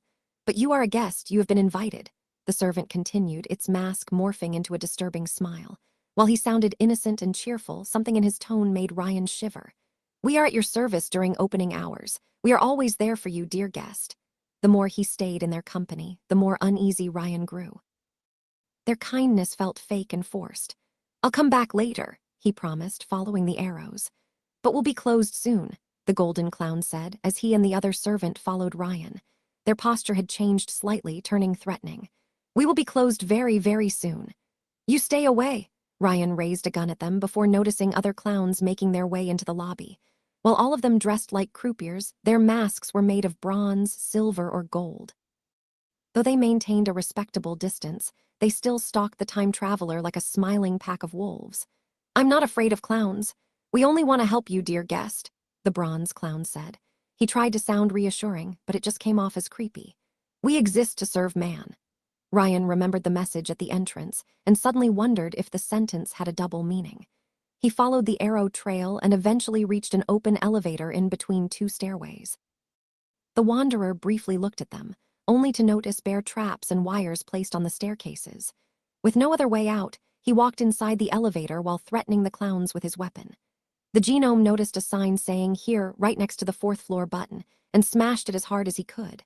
The door closed in front of Ryan, as a dozen masked creatures glared at him in eerie silence. Dear guests, Ryan froze, as he heard a male voice come from the elevator's loudspeaker. I must inform you that due to a national emergency, the Monte Carlo casino will close early. But I assure you that, as long as His Highness Jean Stephanie protects us, the armies of Andorra shall never destroy our principality. Long live Monaco. What the hell was this place? When the elevator reached the 4th floor with a ding sound, the lights had gone out, and the elevator's doors closed the second Ryan exited it. He also heard a sound coming from below, someone having triggered the wire trap. Sensing that things would get ugly very soon, Ryan grabbed his cell phone and activated the torchlight option. The area looked like a hallway leading to various hotel suites, though the walls and doors had been reinforced with steel plates. Only one room, numbered 44, seemed to have light coming from the other side, so Ryan quickly knocked on its door. Hey! He shouted as loud as he could, though nobody answered. Is somebody there? Hey! Ding. Ryan looked at the elevator as its doors opened, half a dozen clowns emerging from it. This time, they didn't invite him politely or even say a word. Instead, they each carried silver forks and knives in hands and napkins around their necks. And that's why children don't like clowns anymore. Ryan opened fire with his gun while trying to stop time once more. Not only did his power fail to activate, but a silver clown took a bullet to the face without slowing down. The suite's doors opened, and someone stepped out. To Ryan's relief, though, his savior was a normal human, albeit one built like Conan the Barbarian. His savior wore some kind of scavenged outfit composed of an American football player's helmet and pads, reinforced with pieces of medieval armor. And most importantly, he carried a shotgun. "I knew I heard something," the man spoke in French, clocking his shotgun. The face beneath the helmet was wrinkled, the eyes an icy blue. "Move out." Ryan immediately stepped out of his savior's way as he fired the shotgun.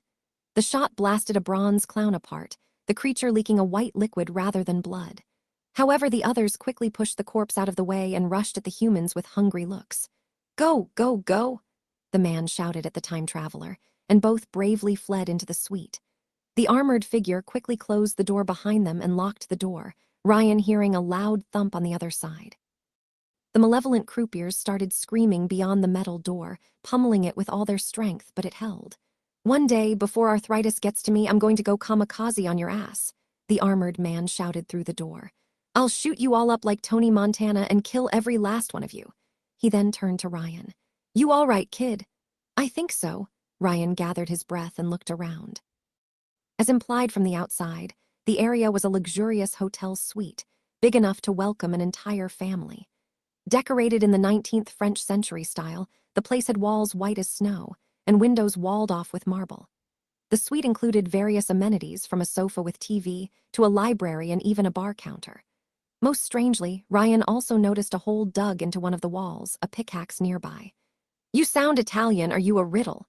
the armored asked, switching to Italian. He completely ignored the noises coming from outside and moved to the counter, leaving his shotgun within arm's reach. He removed his helmet, revealing his utter baldness. Ryan would peg him around 60, maybe a bit more. "You've wandered far away from your country, Macaroni. What's your name?" "Ryan, you French cheese," the traveler replied gruffly. "Ryan Romano. Name S. Simon. I'm the sheriff of Suitstown," the man said while bringing out 2 glasses and a bottle of brandy. "Which date is it outside?" "Gotta check. 1st of April, 2017, Ryan replied with a frown. The man let out a heavy sigh. "Fuck, 12 years, man, 12 years trapped in this place. Is the planet still an irradiated dump?" "Yeah, but where are we?" Ryan asked, demanding answers.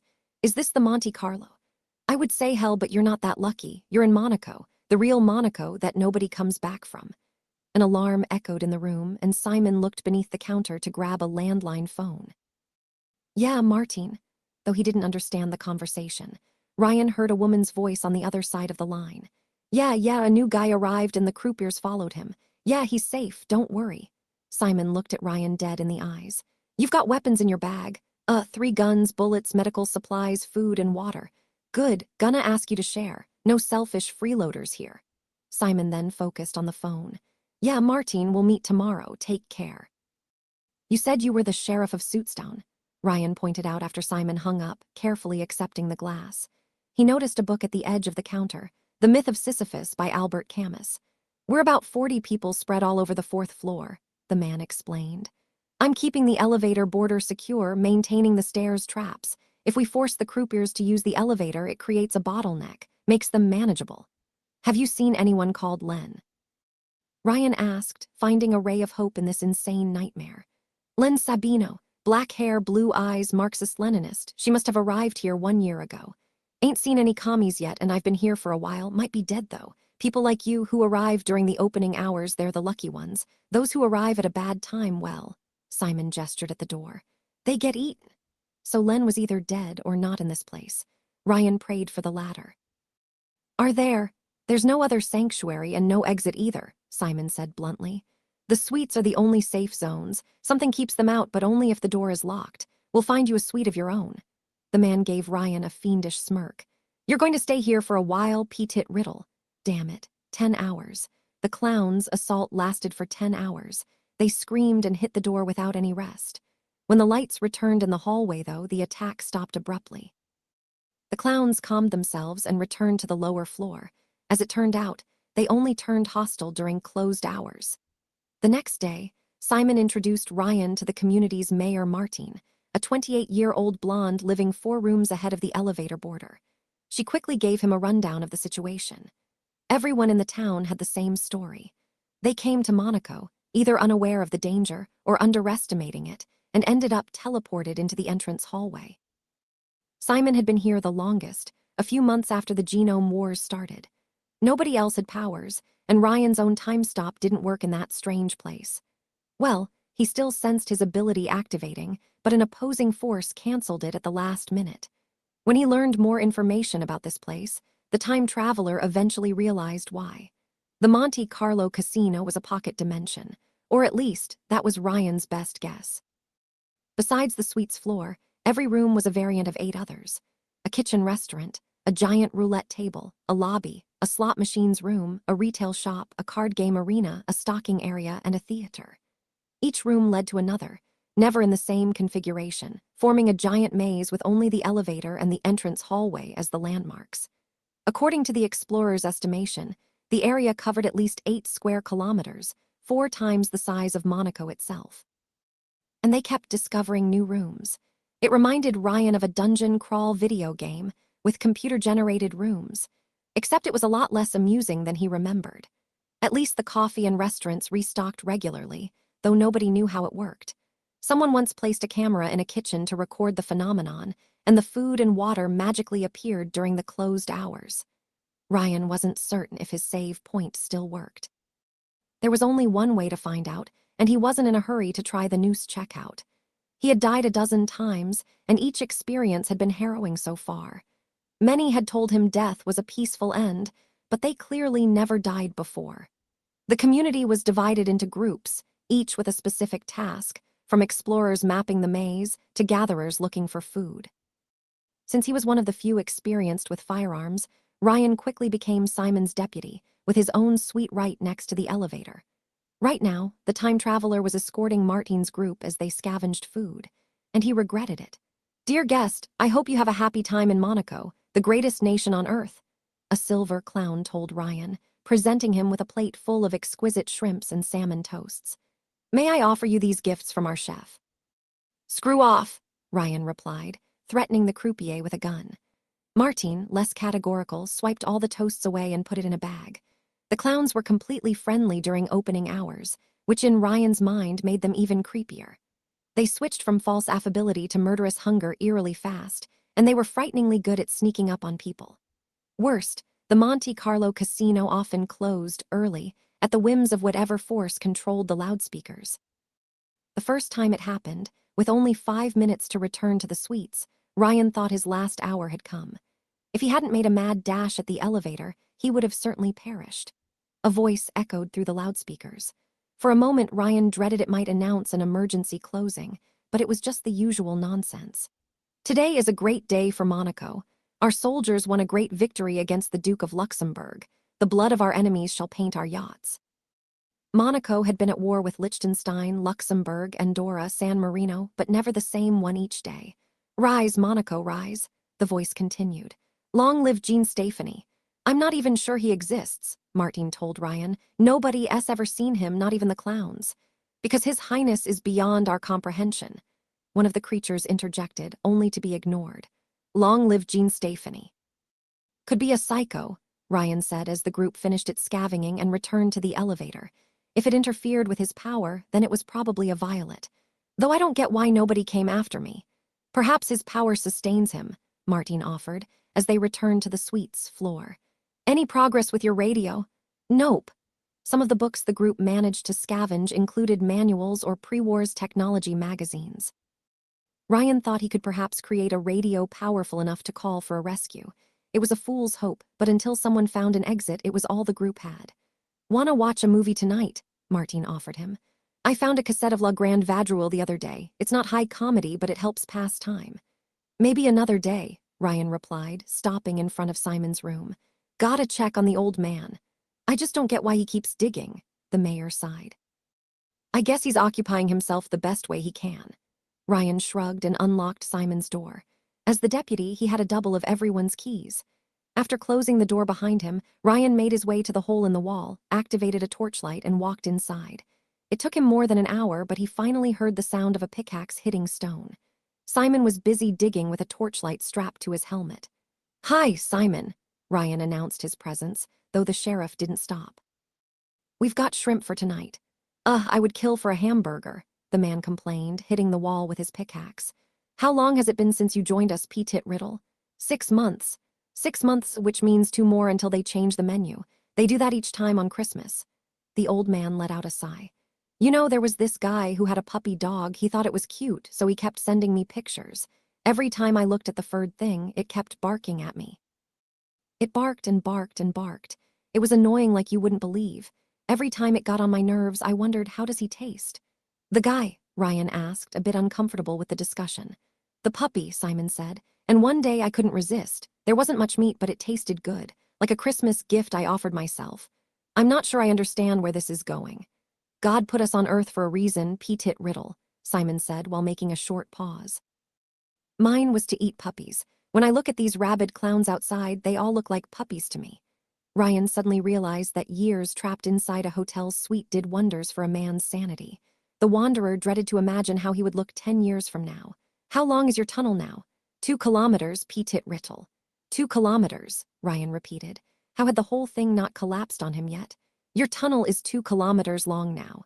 I have enough energy for 10 more. I'm just saying I don't think there's an exit this way.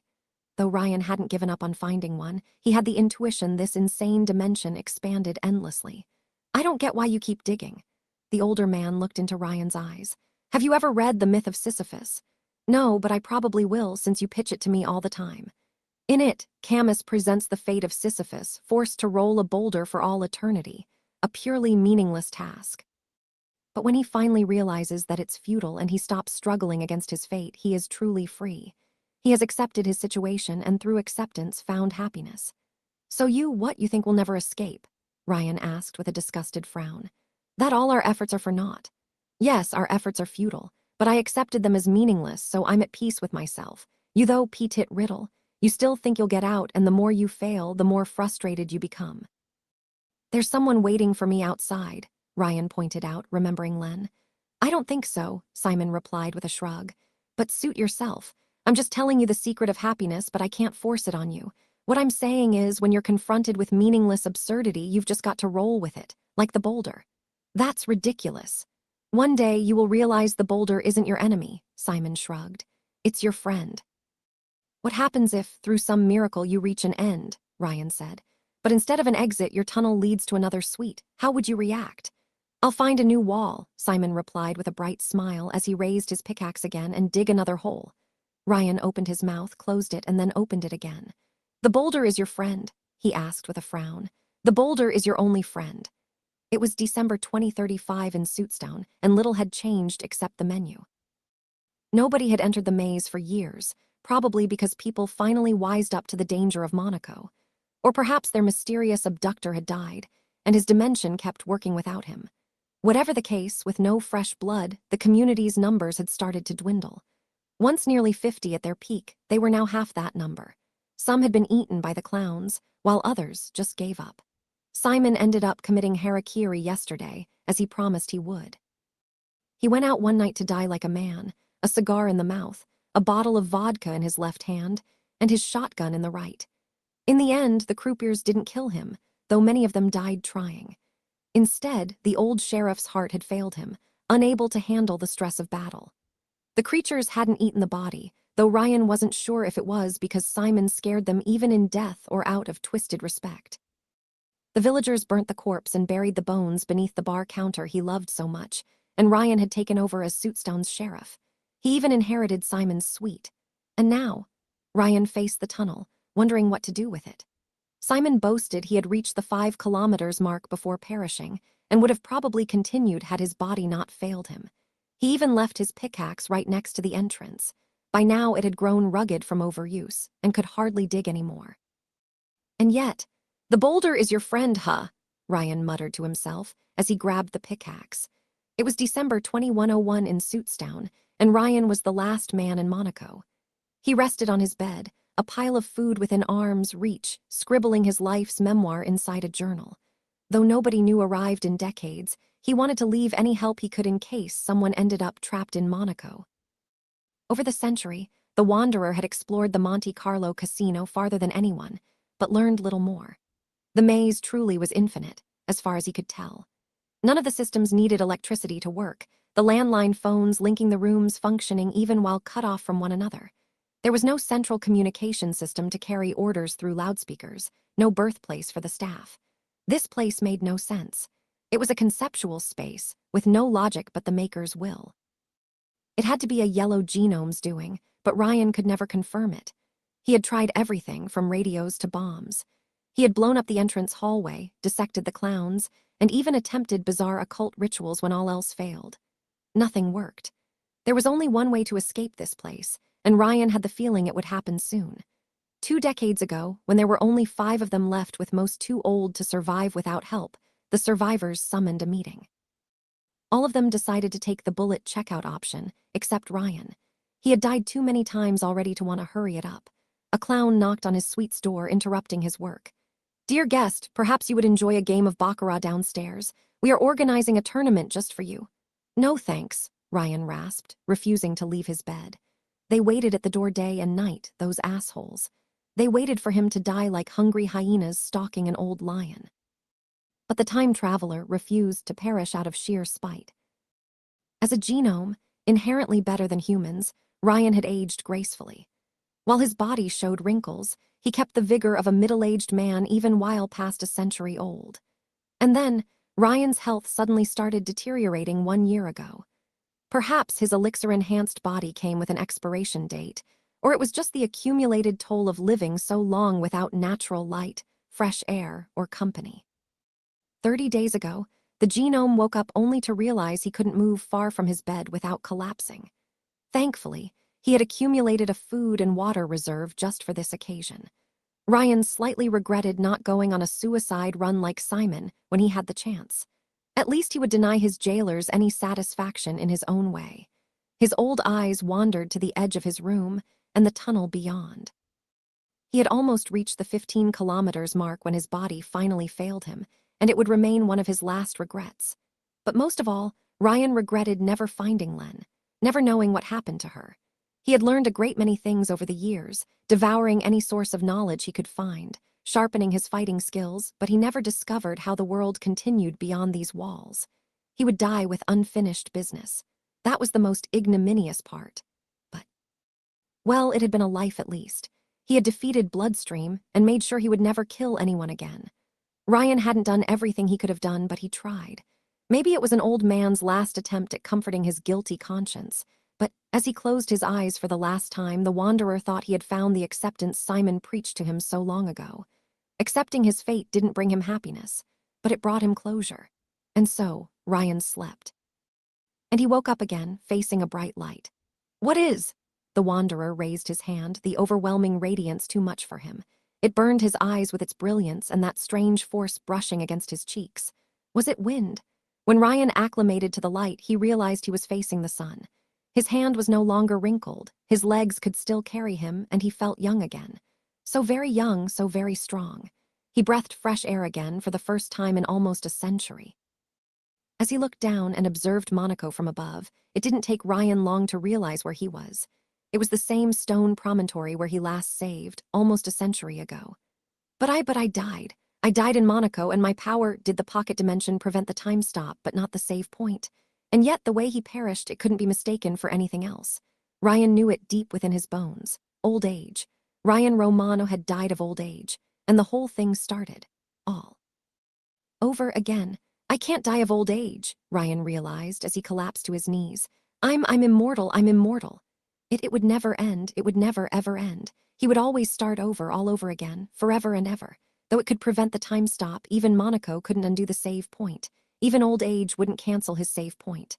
"Ah," Ryan chuckled to himself. "Ah," Ryan exploded into nervous laughter, rolling on the stone near his motorcycle. He didn't know how long he laughed, but by the end the sun had long vanished and his throat felt sore. Then the time traveler rested on his back, looking at the stars in silence for half an hour. Finally, when he rose up and looked at the stars, Ryan realized that he felt nothing. He had been scared of death before, dreaded it. He feared the pain, the loss, the brief oblivion after the light went out. Dying wasn't fun. But that was before. Now he was no longer scared. Death no longer felt painful. After realizing even old age wouldn't put him down for long, the Wanderer had grown numb to it all. Ryan Romano was condemned to live, to carry that boulder at the top of the hill and begin again. He remembered Simon's words and realized the old man might have been right. The time traveler was Sisyphus reborn, and his life was absurd. And instead of horror, Ryan felt a deep sense of liberation. You know what? The time traveler muttered to himself, looking down at Monaco below. I don't care anymore. If Ryan was condemned to live, it would be to the fullest. He was no longer afraid of anything, and he had all the time in the world.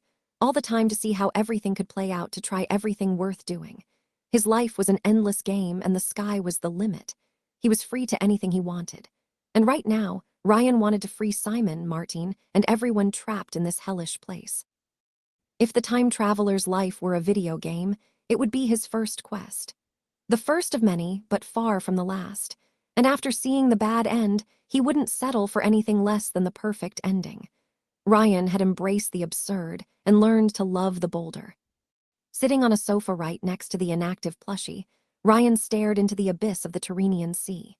He found it relaxing to wake up to the sight of silent darkness and mutated fish, especially after he had grown used to New Rome's noisy environment. Each apartment was a carbon copy of the other, each tenant free to decorate their own as they saw fit.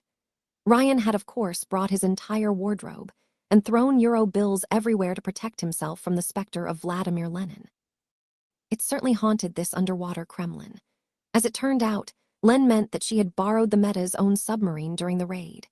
Now the vehicle waited right outside the underwater habitats, and Ryan had an excellent view of it from his underwater apartment. However, while the submarine had allowed Len to smuggle the Plymouth Fury to her base, it also meant that the Meta-gang could reach the area if they wanted. The courier would keep it in mind for future loops. Don't do anything rash, Ryan jokingly told the plushie while rising up from his sofa. He then moved through the corridors linking the underwater habitats together. Shorty's own lair was next door to his own, probably because she worried the courier might influence the kids without surveillance. Besides her own habitat, Len had established a workshop close to the living spaces. Unlike the comfortable apartments, this part of the underwater base reminded Ryan of a steampunk factory, all metal walls and steam pipes. It wasn't as well equipped as Vulcan S, and far less organized. Len had hooked the servers administering the underwater base to Dynamis, BrainScan machine, while half-finished machines covered various workbenches. Len had hung designs of submarines, underwater cocoons, and even artificial fish on the walls to save space. Most important, Ryan's Plymouth Fury waited in a corner. Len had removed the chronoradio's components, the engine, and pretty much every piece of genius tech inside. He knew it was a sacrifice for the cause, but the sight of his beloved car turned into a husk filled the courier's heart with sorrow. And of course, Len listened to Alexandrov Ensemble's March of the Artillerymen while working. Even Ryan had to admit that it was a good song, but his genius friend couldn't look more Marxist even if she tried. Thankfully, somebody else was already annoying her today. But Mama, you said I would get a suit too, little Sarah complained to Len, carrying a cat in her arms. The genius was sitting behind a workbench, working on the Dynamis tech. That I would be the little diver. Sweetie, I know, but I have to work on something else first. For once, Len had traded her jumpsuit for simple blue clothes. She looked a lot more lively when she turned to face Ryan, perhaps because she felt more confident inside her lair. Hi, Riri. Hi, shorty little hellion, Ryan greeted them before recognizing the cat in Sarah's arms. Eugene Henry. He showed up in my room this morning, little Sarah said, the animal meowing in her arms. Did you bring him from the surface to the magical place?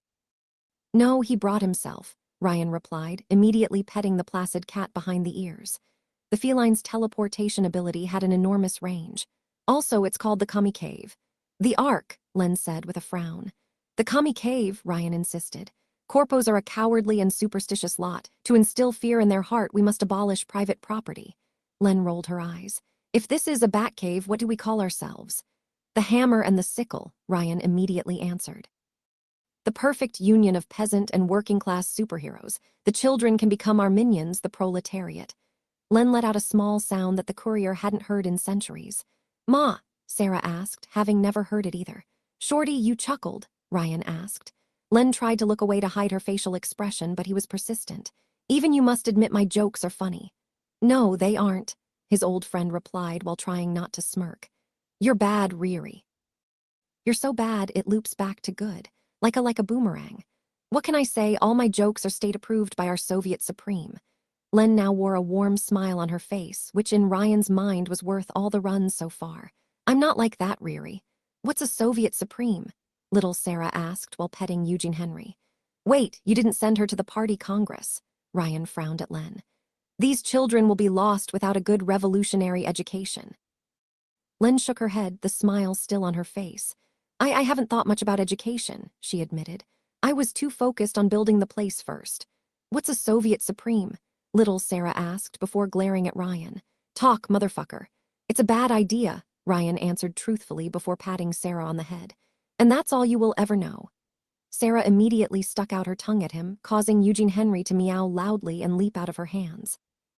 He immediately took over a server as his throne, looking down at the humans like a noble sphinx. Sweetie, can you leave us for a moment? Len asked Sarah. I need to discuss something with Riri, privately. Little Sarah looked at Ryan and Len in turn, her gaze turning very, very suspicious. Yes, Ma. The little girl left while squinting at them, and Ryan sat on the workbench once she was gone. Are you happy now? They will think we do adult things behind closed doors. Though we did long ago. That was, Len's face turned embarrassed. Awkward. Well, it was both our first time, and they had to do it in a hurry so her father wouldn't notice. I remember it fondly. Len didn't answer, probably because they discussed an era long gone. Ryan still longed for the emotional intimacy they once shared, however. Maybe that was what he was looking for with Jasmine, the echo of something once vibrant, yet long dead. Was that how Livia felt whenever she thought of Felix? Have you made progress? Ryan changed the subject upon sensing Len's lack of comfort with the discussion. Sort of, she replied, joining her fingers. Have you? Ryan sighed. Now it was his turn to feel uncomfortable.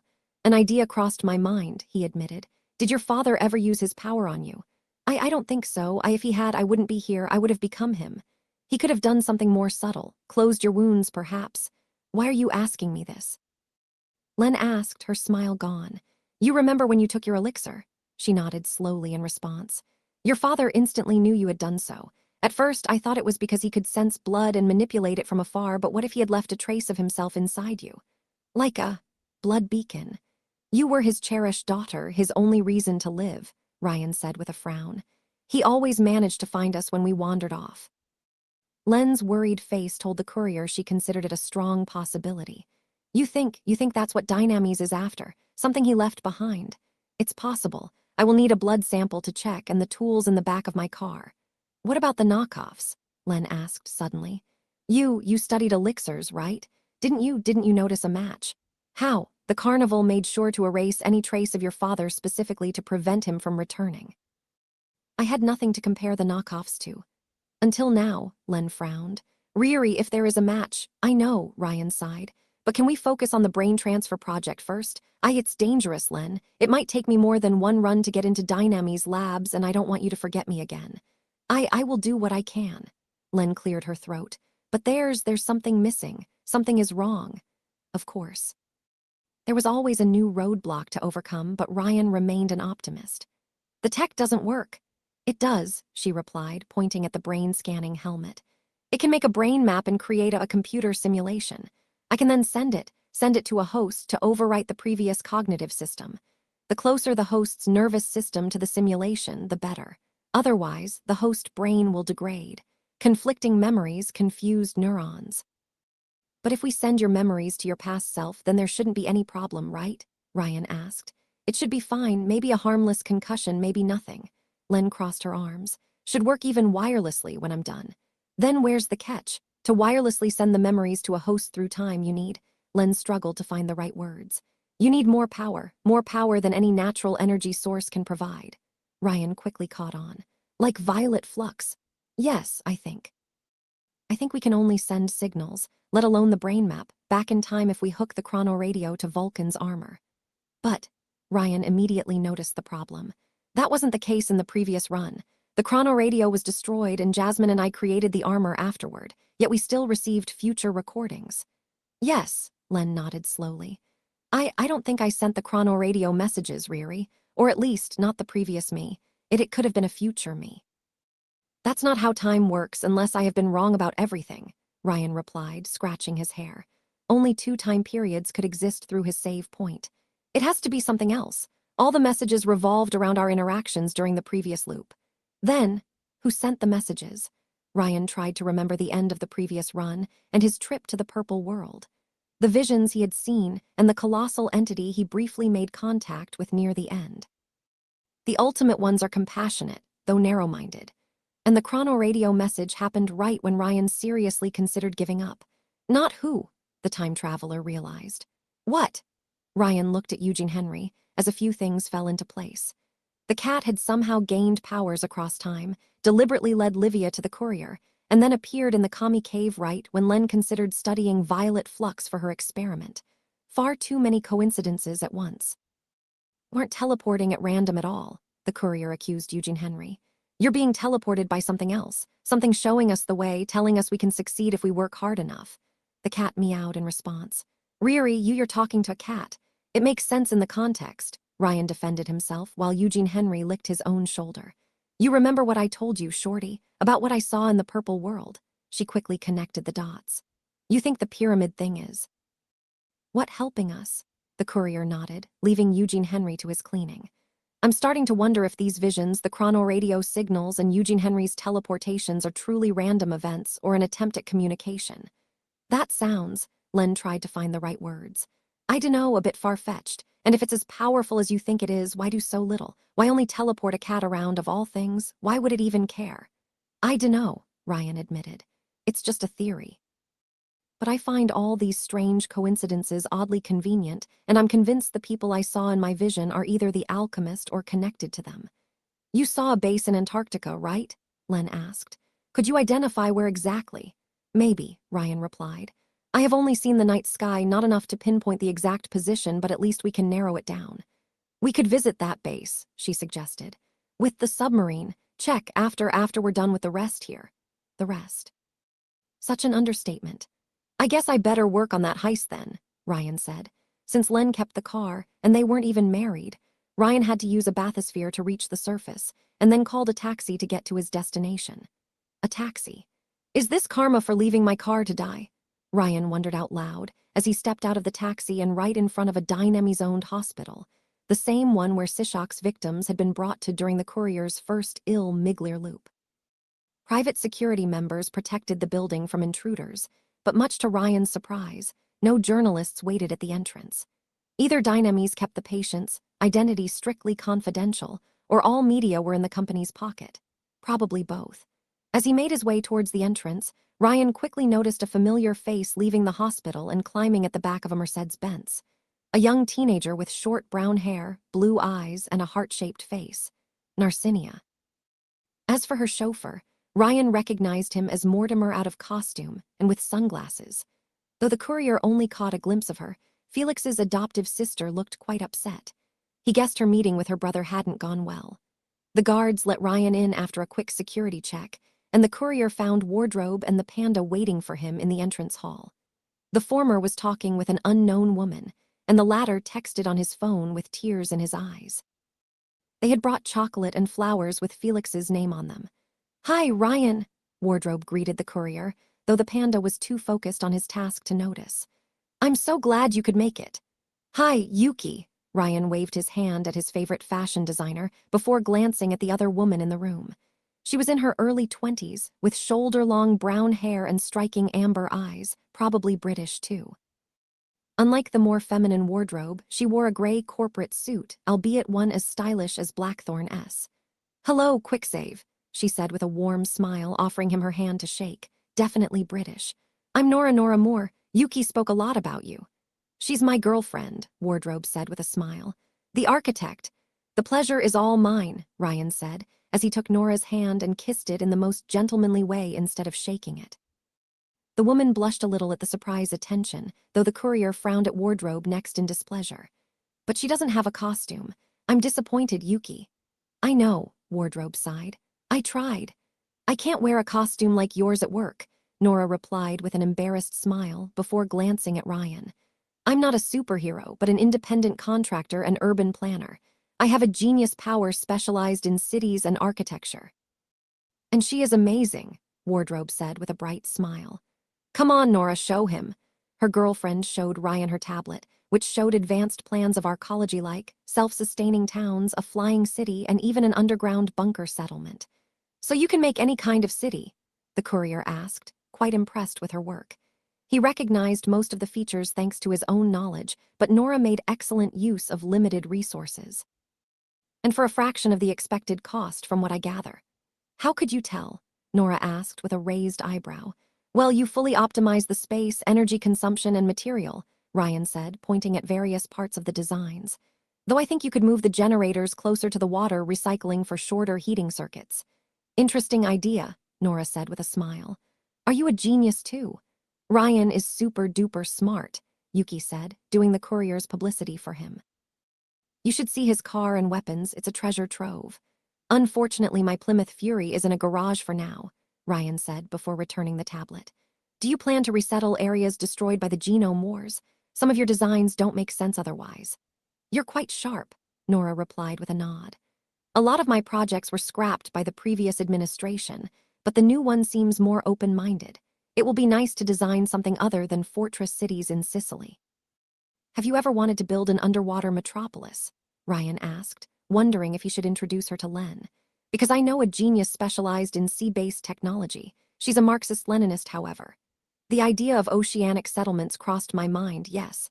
I would be happy to meet with her, though considering her political leanings, it will be outside of Dynamis.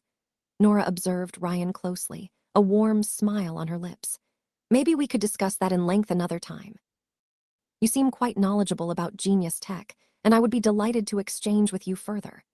The way she looked at him made Ryan realize that he really had a thing for female geniuses, even when they played for the other team. Tell me, did you design the Dynamis HQ and Optimate's Tower? He asked the architect. I think I recognized your style from the plans.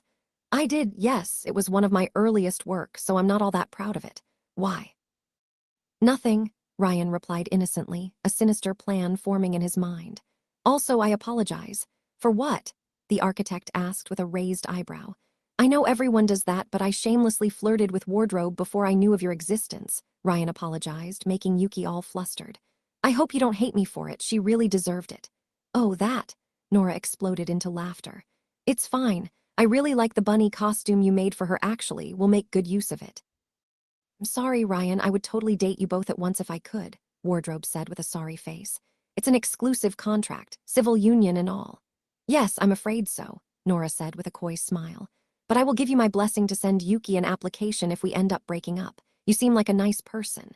But if I wasn't with Nora, I would wear your bunny costume, force you into a Hugh Hefner one, and we would make love everywhere in my condo, Yuki told Ryan with a wink. I like beautiful people. Men, women, it doesn't matter, so long as they dress well and are beautiful inside too. And you're beautiful everywhere, Ryan. Thanks, the courier replied, happy to keep such a cultured, gentle soul as a friend. He would make sure they got to hang out together during his perfect run. Also, Ryan, I imagined a new costume for you, Wardrobe said while grabbing the tablet and opening a new file. I was so sad when I learned you would leave the team, I had to make a new one.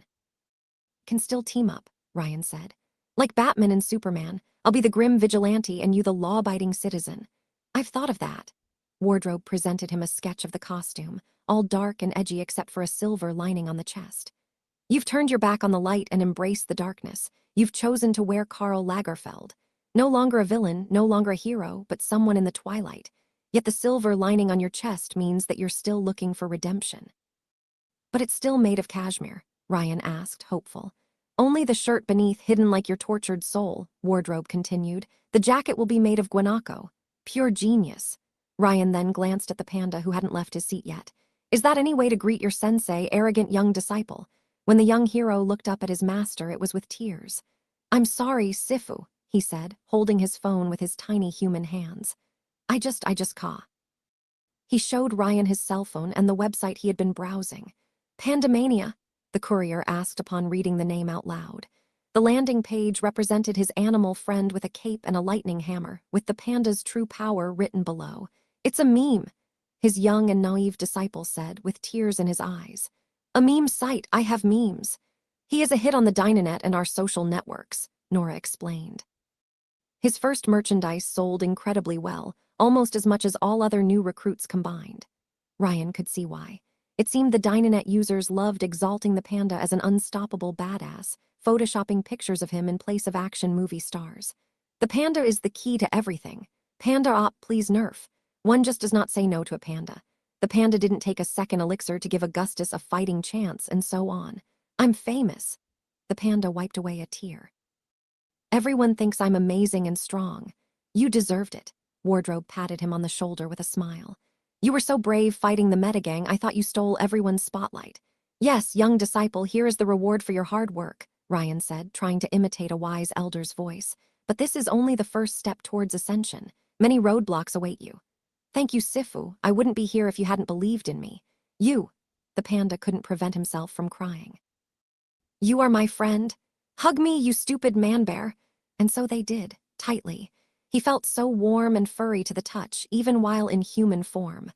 Wardrobe looked at them for a moment and then joined in, while her girlfriend looked on with amusement. Eventually, a nurse came for them. Mr. Varon will receive you now. So you say the high-security labs are so reinforced, they would survive missile strikes? Ryan asked Nora as the group walked through the hospital's hallway, guided by the Dynamese nurse. The hummed a song to himself, while Wardrobe carried flowers and chocolates in her arms. Yes, the tinted glass windows outside are just for show, the architect explained.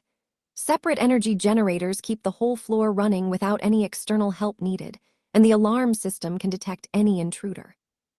And there is only one way in, through the elevator and then a blast door. No emergency exit, Ryan asked, realizing his options to infiltrate the lab unnoticed had greatly narrowed. Not to criticize you, but it sounds like an oversight to me. What if there's a nuclear detonation inside? Bite me. Mr. Manata wanted the place to be secure, not safe, Nora replied with a smile. I suppose they experiment with dangerous creatures and they don't want to take any chance of them escaping. I mean, have you seen what they use at the Colosseum Maximus? I just love the new Cyberpunk design, Wardrobe commented. Especially the holographic goggles, very classy. Oh, about that, people asked that to participate in the new tournament's opening match. Ryan's disciple showed off his chest with pride. Panda versus Velociraptors, the ultimate showdown. If you ask me, it's a colossal waste of resources. Nora rolled her eyes. The money would be better spent on hospitals than dinosaurs. They cost a fortune to make, let alone feed. Frankly, I'm torn, Ryan admitted. I understand where you come from, but dinosaurs have a special mass appeal. Though if someone were to blow up the whole building because they're too lazy to use the stairs, would the labs remain intact? Well, yes, they would. Nora looked at Ryan strangely. Why would terrorists be too lazy to use the stairs? It's purely hypothetical, Ryan lied through his teeth. But that's good to know. Eventually, the nurse led them to a white hospital room, or as Ryan called it, Felix's litter. The young hero looked far better than a few days ago, when acid rain had stabbed him through the gut. Besides the fact he needed to stay in bed with bandages around his chest, Adam Cat looked almost perfectly healthy. Though he had been forced to trade his hideous suit and mask for white hospital clothes, which Ryan considered an improvement. No wonder Livia fell for a face like that, Ryan thought, as he observed Felix's adorable visage. However, he soon remembered what Fortuna had said about how her mother used her power for aesthetic surgery. Did Venus do the same with her son? Now that Ryan thought of it, Adam Cat's facial features seemed a bit too perfect. Poor kitten. Even his face wasn't his own. Guys, Felix said, unsurprised by Nora's presence. Wardrobe probably introduced them to one another in the past. Felix, I'm so glad you're okay. Wardrobe immediately all but dumped the chocolates and flowers on the patient's lap, much to his shock. Did they treat you well? Of course, the Dynamese nurse said with an amused smile before closing the door behind them. I will leave you alone, but please don't make too much noise. The other patients need rest. The scratched the back of his head, a bit confused. I thought you shared a room with the glass guy. Translucent, Ryan said, or semi-transparent for friends. The shroud, Felix replied. He was transferred to intensive care after some shrapnel hit his vital organs. His injuries were so severe they had to put him in an artificial coma. This bothered Ryan. Though Matty Boy had killed him a few times, the time traveler had grown to appreciate the vigilante. The transparent hero had provided a lot of help across the loops, and without his assistance, Big Fat Adam might have gotten his hands on the Bahamut by now. Will he survive? Wardrobe asked, her expression deflating. Adam Cat shook his head, unable to answer. It is my fault. I should have thought of a better persona. You couldn't know, Yuki, Nora reassured her. It was in the heat of battle. No one will blame you for losing your cool. You saved my life with your nurse cosplay, Felix pointed out. The fashion designer didn't look convinced. Yes, but I've done some research and there are a few personas I could have used to save you both. Though I wish white mages were public domain. It was your first time in that situation, right? Ryan asked Wardrobe, who nodded slowly. Nobody can blame you for not being perfect on your first try. Believe me, I know, practice makes perfect. His words were meant to encourage Wardrobe, but they worsened her mood further. I don't want to practice watching people die, she said, holding her arms as if to protect herself. The architect put a comforting hand on her girlfriend's shoulder, trying to reassure Wardrobe. So, Felix, when will you be out? They attempted to change the subject. Tomorrow, but I won't stay with Il Miglier, Felix said before dropping the bomb. I'm joining the carnival. What? The news was enough to draw Wardrobe out of her depressed mood. No way, Quick Save the Pandas only had one successful outing and you're all leaving. That's like breaking the band after a hit song. We can form a duo, Yuki, said the trying to salvage the brand. Yin and Yang. If you change your hero name to Circus Lion, I'll disown you, Ryan warned Adam Cat. Felix ignored the courier's jab and seemed quite uncomfortable in his presence. Something had changed. Is this about the costume? Wardrobe asked Felix with a frown. Because Enrique won't let you join the Pro League unless you change your outfit. Wearing what I want is just a bonus, Felix said with a smirk. Sorry, but I feel more in line with the carnival's values than Il Miglier's. Too much red tape gets in the way of doing what's right. Ryan couldn't say he was surprised, but he wondered how Lightning Dad would react. Mob Zeus could barely be talked out of murdering his godson for joining Dynamis. Joining Sunshine's team might very well push the aging psychopath over the edge. Come to think of it, both Lucky Girl and Livia had been strangely silent lately, neither sending messages. A storm was brewing in the background. Ryan could feel it in his bones. I feel so sad about this, Wardrobe lamented. We could have done wonders, the four of us. We can still team up from time to time, Ryan argued. A crossover event every month until our fans get sick of it. Yes, but it's not the same, the fashion designer replied. I really liked hanging out with all of you. You could always form your own group, Nora suggested. I think Enrique would be open to the idea. I'll pass, Ryan replied. I don't think I will stay in New Rome for long. Really? This time, Felix finally paid attention to him. Where will you go? Where life will carry me. In truth, Ryan had no idea what would happen after he achieved his perfect run for New Rome. In the best-case scenario, he might stay with Len and the children, but the time traveler would likely go back to the road. Staying in one place made him restless, and he couldn't live without seeking new adventures to tackle. The courier didn't feel at home anywhere. Sifu, are you leaving me alone? Even though he was in human form, the panda's expression remained very bear-like. Your training is now complete, young disciple, Ryan said, trying to sound wise. From now on, life will be your teacher.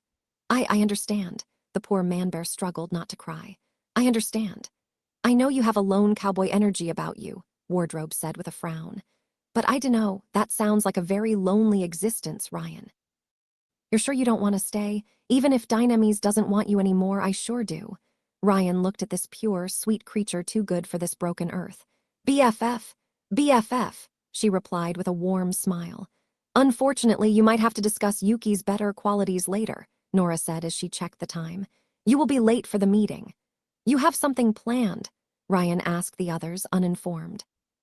Wyvern wants every Il Miglier member to join a big meeting, Wardrobe said with a sad face.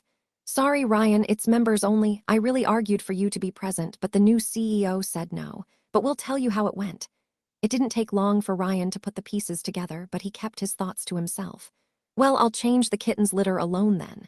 Oh, we could meet tomorrow at my place, the suggested. It's small, but it's comfy. Sure, that would be great, Nora said with a smile as she turned to face Ryan.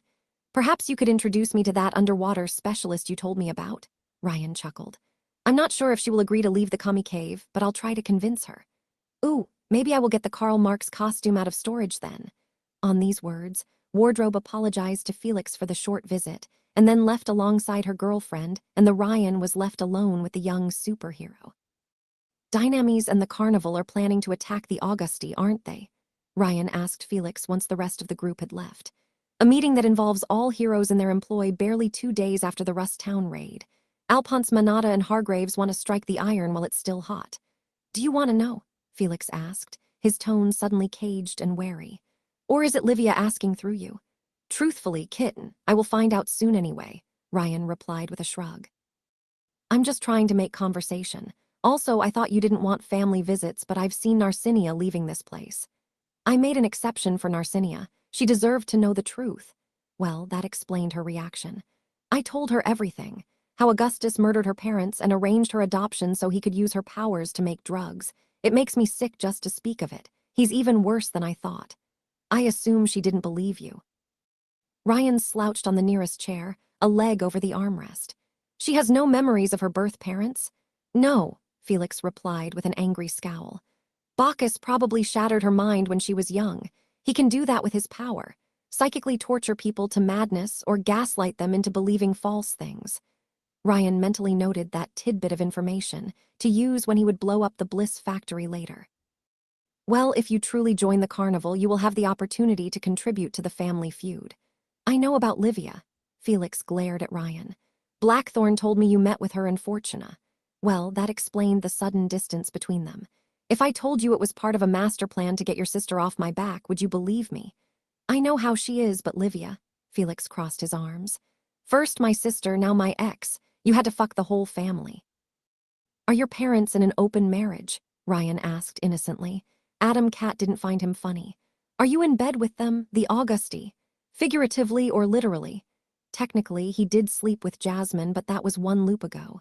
Because the answer is no for both. I swear I haven't touched your sister, though her power doesn't make it easy. She's not as bad as I thought, however. Just stop talking about my sister. Felix closed his eyes for a second, as if he banished a dirty image in his own mind. Livia is too careful to approach someone outside the hierarchy, even with Fortuna around. And that's not all.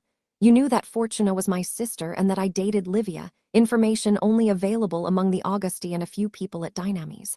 Blackthorn swears you never talked about me before. Ryan guessed where this was going. You think I got this information from the Augusti, kitten? Where else? Felix replied sarcastically. I just don't get you, Ryan. Would I have helped Translucent and Sunshine if I worked with Augustus? Ryan asked a simple question, glancing at the chocolates wardrobe had left to Felix. He had the feeling they would go uneaten. I can't help it if everyone wants a piece of me. So you're not a friend of Augustus, but you're not his enemy either, Felix sneered, his former friendliness gone. So you're just a mercenary at heart. You organized the Metagang's downfall because someone paid you to. What? No, I'm not paid for what I do, though I wish I were. Good grief, if Ryan had been paid for every loop he spent in New Rome, he would be even richer. Truth is, Kitten, I destroyed Hannafat Lecter's group because they threatened friends of mine. I'm just trying to make sure the people I care about get to live another day. No more, no less. That's Livia's excuse. Protect her family no matter what. She still loves you, you know.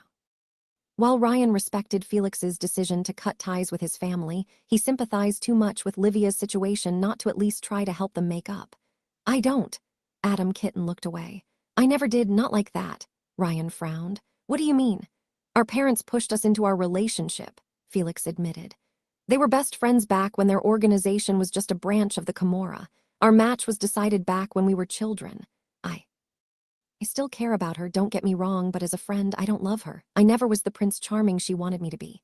She told me about your secret hideout. Ryan tried to sound neutral, but he couldn't hold back an undercurrent of reproach in his voice. How you went there to hide from your families. You were misleading her back then. I wasn't lying, not really. I tried to make it work, but... Adam Kitten shook his head. You can't force yourself to love someone, man. Ryan felt some sympathy for Felix, but he pitied Livia most of all, longing for something that was never there. Most of all, though, the courier couldn't shake the feeling this situation echoed his own. He saw the parallels with his relationship with Len painted all over the walls, though at least he and Shorty might end up on speaking terms. Livia and Felix's situation just reeked of a tragedy waiting to happen. You're close to her, Felix said. Livia, she told you about the hideout. About me. That's how you knew. You're not Augustus' friend, you're Livia S. I wouldn't go that far, we threatened to kill each other more than once. Still, Blackthorn told me you were pretty friendly to each other. Felix examined Ryan closely, his face undecipherable. What is she to you? Ryan cleared his throat, trying to organize his thoughts. She reminds me of someone else. Someone I tried to free from a monster and I failed. I just don't want Livia to end the same way. Adam Cat remained silent for an agonizing minute before speaking his mind. You won't save her from her father, Ryan. The courier flinched. I tried too, Felix said. But you can't. His hold over her is too strong. The only way is to destroy Augustus, and even if you can, she will hate you for it. Just like Len and Bloodstream. Isn't that what you're trying to do? Ryan asked. Dynamis and the Carnival plan to attack Augustus, and Lightning Butt won't take you siding with them well. Your parents can't shield you forever. I don't care, Felix replied, raising his shoulder in an attempt to look stronger than he was. I made peace with the possibility. With Sunshine's help, the Manada might have the firepower to take down the Augusti, Ryan conceded. But the real problem remains, Mob Zeus himself. Dynamis has a weapon, something that might put him out of commission. The gravity gun Alphonse mentioned earlier, his own father didn't believe in it. You can't live in fear of him forever, Ryan, Felix replied gruffly. Someone has to take a stand even if they must pay the price, or else things will never change, bliss will continue to flow, and people will keep dying. Ryan prepared to argue with him further when his phone rang. He quickly brought it out of his pocket and checked the sender. It's Livia, he said. Felix responded with a scoff. Don't answer, I won't take the phone. Okay, boomer, Ryan replied before taking the call anyway. Yes, princess. Ryan, her tone was frantic, almost panicked. Is Felix with you? Yes, but he won't speak with you. You need to run, she interrupted him. You need to take him and run. You need to get out of New Rome right now. Wait, out of New Rome, Ryan frowned, straightening in his chair. Princess, I have a life, I can't drop everything too. If you don't, Dad will have him killed. Ryan froze in place, looking at the oblivious Adam Kitten. Because he joined the carnival. And what he told Narcinia, Livia continued, her voice breaking. Though he couldn't hear her side of the conversation, Felix clearly seemed to understand the gist of it. I'm trying to prevent it, but the possibilities get worse every minute. I can't see a way out, but I can't see you either. I need your help. Should I bring him to Dynamis? No. My father is marshalling his forces for war with the Manada. Felix won't be safe anywhere in New Rome, do you understand? War. Ryan's worst fears were realized. Either Lightning Butt had learned of Sunshine's alliance with Dynamis or of their incoming attack and gotten off his throne. The Living Sun and Augustus would soon settle their rivalry, one way or another. Ryan looked at Felix and considered his options. Technically, besides Lab 66, nothing kept him in New Rome anymore in this run. Shorty wanted to abandon the surface altogether, and the carnival would probably make the Bliss Factory their first target. However, if the city descended into war, Ryan couldn't afford to miss it. Len might get embroiled in it if he trusted Enrique's words, and too many people he wanted to protect were in danger. He needed to gather more information. Who is after him? The courier asked. Why can't he survive in any possibility? Livia hesitated, but in the end, she wanted to protect Felix more than she wished to hide her family's secrets. Aunt Pluto, she finally admitted. Aunt Pluto will go after him. Krula. They sent Krula. If she gets to him, it's over Ryan. She already marked him. And Ryan too, beforehand. If she gets close enough, he will die with no way out. He has to leave the city. How does Pluto's power work? The mere mention of her name caused a silent Felix to tense up. She can mark people with a curse, and the closer she moves to them, the closer they become to death. Ryan, you must leave now. She will be on her way anytime soon. Ryan observed Adam Cat, who seemed almost resigned, like a condemned man hearing a death sentence. He didn't think he would survive this. Now, Ryan could leave him to his death. Pluto might be one of the few people capable of killing him permanently, and he was making real progress with breaking his own curse. Len was on the verge of unlocking the brain transfer, and they could sit out this war. Livia would be mad, but Ryan could reasonably escape any punishment if he played his cards well. That would mean callously leaving a teammate to die for his personal gain, and even if there might be no punishment, Ryan wasn't that kind of person.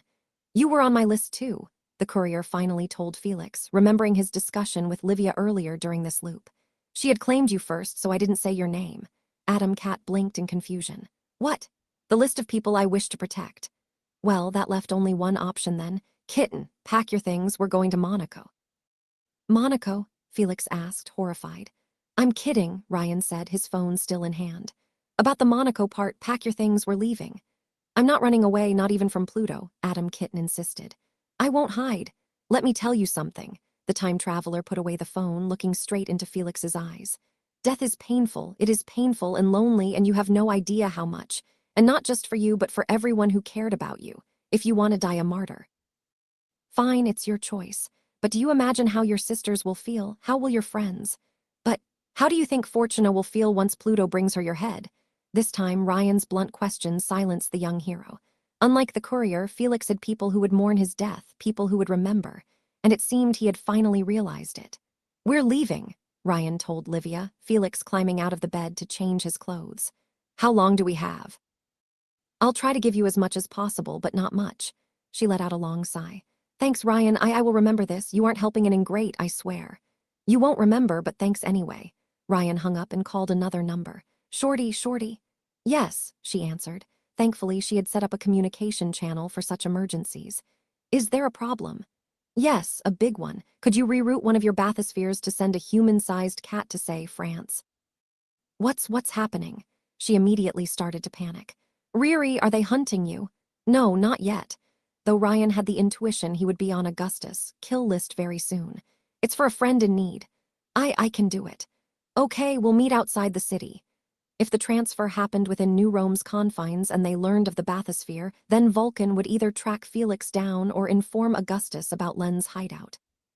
While the weapon genius wasn't very loyal to her boss, she had no reason to help Ryan this time around. "Be wary, Vulcan might be set on our case soon. From the designs I gave you, how long will it take you to recreate the armor?" "Riri, we can't. It's too early to test, I'm not even sure." "We won't have much time," Ryan replied. "The whole cardboard castle will crumble soon." The storm Enrique had forewarned was about to hit New Rome. And Ryan wanted Len to remember him when it subsided. I'll do what I can," she said. "Take care, Riri, I'm coming."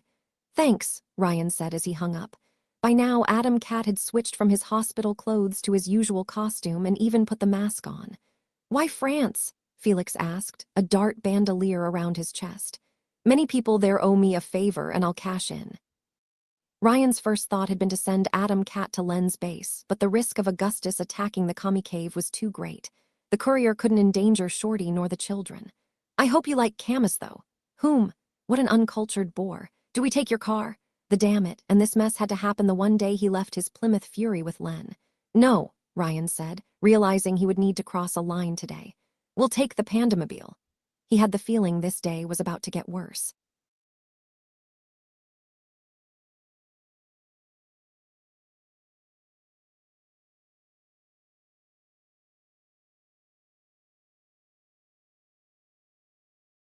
The Pandamobile was, well, everything Ryan had expected. A Dynames-made copy of a second-generation Fiat covered in white and black fur to mimic an actual. It was comfy and cute, with a doll dangling from the rearview mirror. A complete lack of imagination, packaged by a corporation too lazy to make a custom car. If they hadn't given him the keys beforehand, Ryan wouldn't have touched the thing with a 9-foot pole. And even then, just putting his hands on the driving wheel felt wrong. "I feel like I'm cheating on my long-suffering wife with a dirty whore," Ryan said, thinking fondly of his Plymouth Fury. "I'm filled with regrets and anguish." "Shut up and keep driving," Adam Cat said from the front seat, repeatedly looking in the rear-view mirror for any sign of Pluto. The duo had reached the city's suburbs and would soon approach an overpass. Great pillars of concrete lifted the highway out of New Rome above the road like a bridge, and loomed over shacks inhabited by the city's poorest residents. While Dynames had put some effort into keeping the highway functional, they clearly didn't look below it. Still, the sun was starting to set, and no sign of the Augusti yet. If all went well, the duo should reach the rendezvous point with Len near the Amalfi coast at nightfall.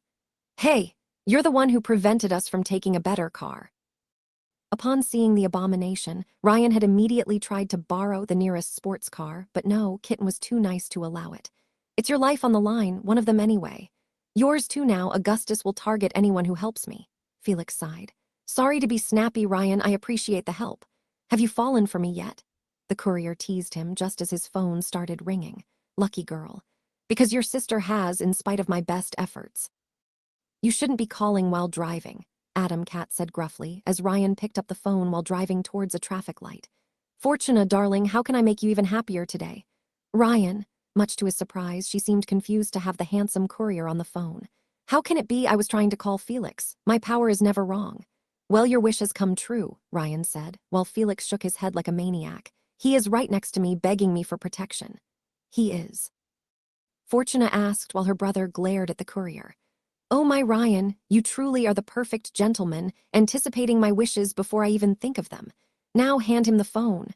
"I don't want it," Felix said, as Ryan dangled the cell phone right in front of his partner's head. "Come on, don't be a bab."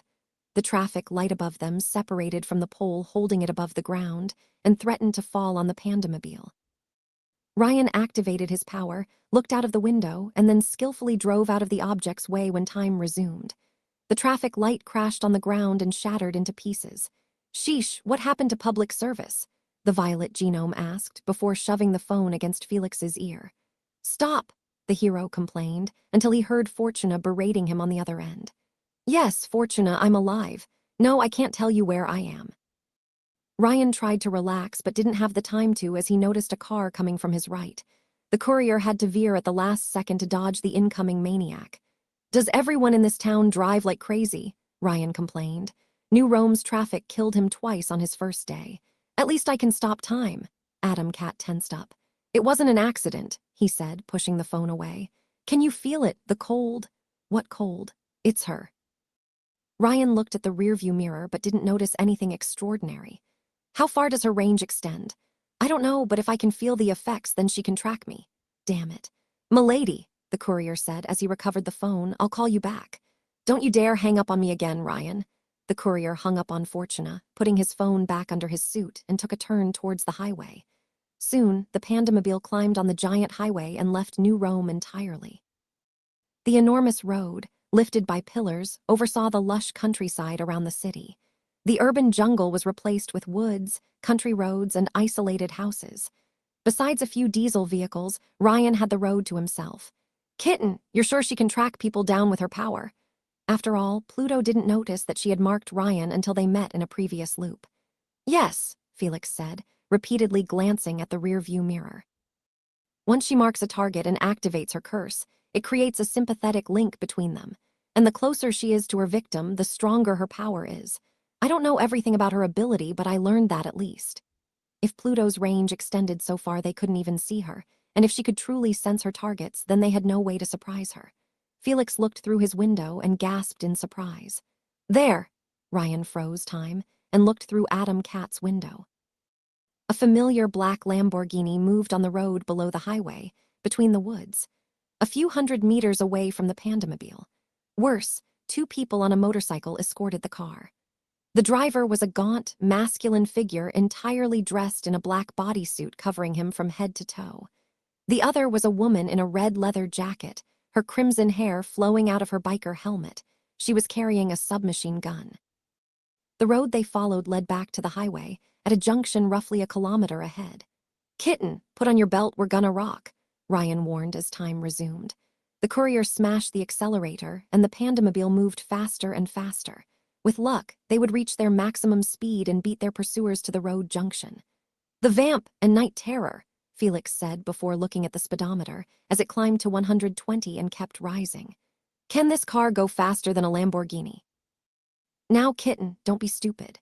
Pluto was driving a Lamborghini Gallardo, which could go twice as fast as the Pandamobile. That Dynamy's abomination could reach 150 kilometers per hour maximum. "Night Terror, you said? I think I heard that name before." "The blue genome of the Killer 7. I don't know what his power does, except it activates in the darkness." "Oh, so during the night?" Ryan was glad some of the Killer 7 used appropriate names themed after their abilities. "And the Vamp, she sucks you dry." "Not really, she can use pheromones to make people do stupid things and even kill them on touch. I should have known they would send the one genome I couldn't blow up through direct contact." Adam Cat looked through the window and ground his teeth. "They're accelerating. They know we noticed them." Thankfully, the Pandamobile passed the road junction first and had now reached its maximum speed. However, when Ryan looked into his rearview mirror, he noticed the black Lamborghini and its escort pursuing them. Pluto had engaged Ryan in a highway car chase. She had no idea who she was dealing with. "Go get him, Tiger." "With pleasure." Felix opened his window and threw an explosive dart at their pursuers with insane dexterity. Though Night Terror's motorcycle dodged the attack, the projectile exploded right in front of the Lamborghini in a catastrophic blast and blew dust everywhere. A truck next to the Pandamobile suddenly veered off course, one of its wheels breaking down. Thanks to skills honed through countless stunts across his loops and selective use of his time stop, the courier managed to dodge the vehicle as it fell off the highway. "No reincarnations today," Ryan mocked the truck, though he immediately had to avoid a pickup next. From what he saw, it suffered from the same problem as the previous vehicle. Ryan had a nasty gut feeling and checked on the various parts of the Pandamobile. He quickly realized their car hadn't been spared either. Oh great, the brakes don't work anymore. Not that I ever needed them before, but it will become worse the closer she gets, Felix warned, as Pluto's Lamborghini emerged from the dust cloud unharmed. The Vamp, meanwhile, raised her submachine gun at the Pandamobile. Get down! Ryan didn't need a warning. He and Felix lowered their heads, as a volley of bullets shattered the windows at the back of the Pandamobile and impacted the windshield. One of the glass shards deviated from its natural course and aimed straight at Adam Cat's throat. The courier stopped time, grabbed the projectile, and threw it out of the car once time resumed. Does Pluto have any weaknesses? Ryan asked while looking at the road ahead. The sun was starting to vanish behind the horizon, and if Night Terror's power truly activated in the dark. I think she can only target one person at once, Felix said, throwing another dart at Night Terror's motorcycle.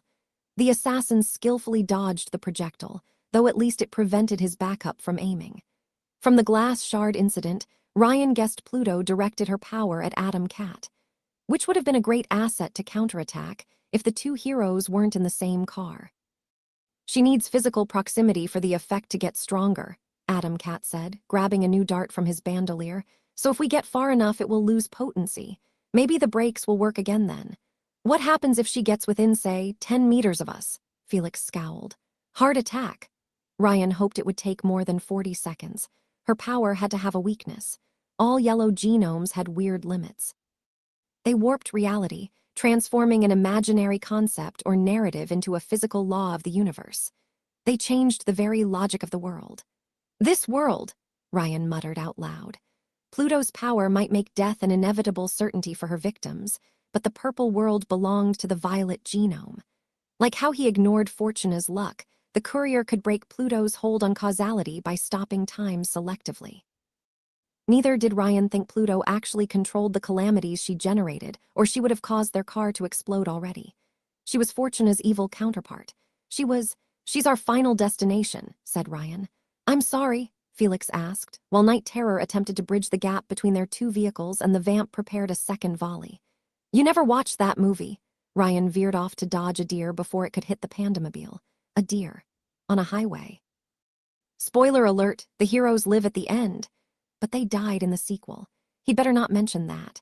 While Adam Cat's explosions prevented the Vamp from aiming her submachine gun and forced Pluto's car to slow down to avoid getting blown up, Ryan could already see the consequences. The highway seemed to tremble, the structural damage from the explosions extrapolated by Cruella's own ability. Eventually, what was bound to happen happened. One of the pillars holding the highway 24 meters above the ground in front of the Pandamobile collapsed, causing cars to fall to their doom. A large hole had formed between both halves of the road, one slightly higher than the other. Hold tight, Ryan said, the Pandamobile now an unstoppable missile. The side of the road was located slightly higher than the other side, so they had a chance to make it. I got this. You're sure? Adam Cat panicked, as he quickly put on his belt. I couldn't slow down even if I wanted to. Ryan froze time for a few seconds to calculate the right angle, and then made the jump when it resumed. Like the majestic beast it took inspiration from, the Pandamobile soared through the air with grace and dignity. The vehicle crossed the hole at full speed, Ryan adjusting its movements slightly to make the perfect landing. He then took a strong, confident pose, because when you made such a brave jump, you had to look the part too. And then came the moment of truth. The Pandamobile landed with a loud thump, Felix almost jumping from his seat as the vehicle continued its course. Ryan heard the sound of the wheels straining from the impact, realizing they might flatten soon. Night Terror, that coward, chickened out and abruptly stopped his motorcycle within a few inches of the hole, much to the Vamp's chagrin. The Lamborghini Gallardo, though, kept accelerating. The car soared through the air like the Pandamobile and made the jump, while Night Terror turned his bike around to find another way. Unfortunately, while Ryan was undoubtedly the most experienced driver in the world, Pluto's car could go twice as fast as his own. The Lamborghini started to gain ground, from 300 meters to 200. A chill ran down Ryan's spine, like the hand of death crawling on his back. His heartbeat accelerated, his breathing grew a little shorter. The courier felt like a rabbit hearing the faint steps of a predator nearby. His vision started to blur at the edges, his fingers twitched, and he heard his own heartbeat in his skull. Pluto's evil eye was on him now. "Hit her!" he snarled at Felix, Pluto's power making him unnaturally anxious. "Hit her, hit her!" "I'm trying," Felix panicked, removing his seatbelt and struggling to find a new projectile. "And I'm running out of darts, in which case." "Kitten, hold the driving wheel." "What?" Felix hastily grabbed the wheel as Ryan kicked his door open, grabbing a revolver from under his suit. Then, as his cat struggled to keep the Pandamobile on track, the courier rose half out of the car. "Didn't you hear?" Ryan shouted to Pluto as he froze time and aimed at the Lamborghini. "I'm immortal." He fired multiple shots, 2 at the windshield, 1 at the engine, and 2 at the wheels. Almost all of them bounced off. "A bulletproof car." Ryan raged as time resumed, as he took back the driving wheel and closed his door. "They have bulletproof cars and we have a Fiat Panda." Worse, the Pandamobile's car hood let out a puff of smoke, a flame rising from below. The calamities had started targeting the engine. "Leave me and run," Felix shouted, as he found the only item left to throw, the doll dangling from the rear-view mirror. He grabbed it and prepared to throw this lethal projectile like a grenade. "They're only after me." "No way, let me think," Ryan snarled, his breathing getting shorter, his body colder. The sun had now set, night ruled supreme, and the enemy car was now within 100 meters. "Let me think, I can figure." "Cesare." Ryan froze in fear as he recognized the voice coming from his back. He didn't even dare look behind himself. He looked into the rear view and he saw. It was dark outside and Bloodstream sat at the back. It was exactly like in Ryan's memory, a monstrous, human-shaped blob of blood, and he remembered. "You're dead," Ryan whispered, his voice breaking in primal fear. "You're dead. Because you killed me." His arms lunged for Ryan's throat and started to choke him like in his childhood. The courier lost his breath and control of the driving wheel. "Your own father." "Ryan, what's happening?" Felix panicked as he abandoned his plan to throw the doll to regain control of the car. Unfortunately, he couldn't. Without the brakes, an intact engine, and a good driver, the Pandamobile veered off course. The car crashed through the guardrail and fell from the highway. Felix screamed in horror as the Pandamobile prepared to crash into the woods below. Ryan activated his time stop, the instinct of a dead man. Bloodstream's hold vanished along with his ghost, though the pain in the courier's neck didn't. The Pandamobile had frozen a few meters above the ground, interrupting the fall. Working entirely on instinct, Ryan kicked the door of his car open and grabbed the time-frozen Felix. He leapt out of the car with his friend, both rolling on the soft grass a few meters away from their vehicle. When time resumed, the Pandamobile hit the ground and exploded in a fiery detonation. Smoke and fumes rose from the wreck, illuminating the darkness. Bloodstream was nowhere to be found. He had never been there at all. An illusion. Ryan croaked as he regained his breath and rose back to his feet. An illusion that could harm the target. Psychosomatic wounds. Night terror. "No time," Felix said, pointing a finger at the highway above. The Lamborghini had stopped at the edge, Pluto and Sparrow stepping out of it to inspect the Pandamobile's wreckage. Ryan and Felix immediately fled into the woods, just as Sparrow noticed them. The assassin unleashed a crimson beam from her vantage point and set a tree on fire, but the two heroes managed to escape into the darkness. The hunt had only started. From Friday the 13th to Candyman, Ryan had seen all the slasher movies. He had acted in a few too, either as the relentless Terminator during his brief Punisher phase, or as the lonely target pursued by malevolent psychos. He still looked back fondly on that run where he escaped the centipede with only his boxers on. Good times. So the current situation was nothing extraordinary. Night terror was just Freddy Krueger, except he could attack people while they were awake. Pluto was death from Final Destination. The vamp was a trap, literal death by sex. As for Sparrow, she didn't fit any box. Perhaps she would be the final girl. The assassin was a bit old for the role, but Ryan was nothing if not open-minded. Anyway, he and Adam Cat had managed to escape through the woods, eventually moving far enough that Sparrow could no longer target them with lasers.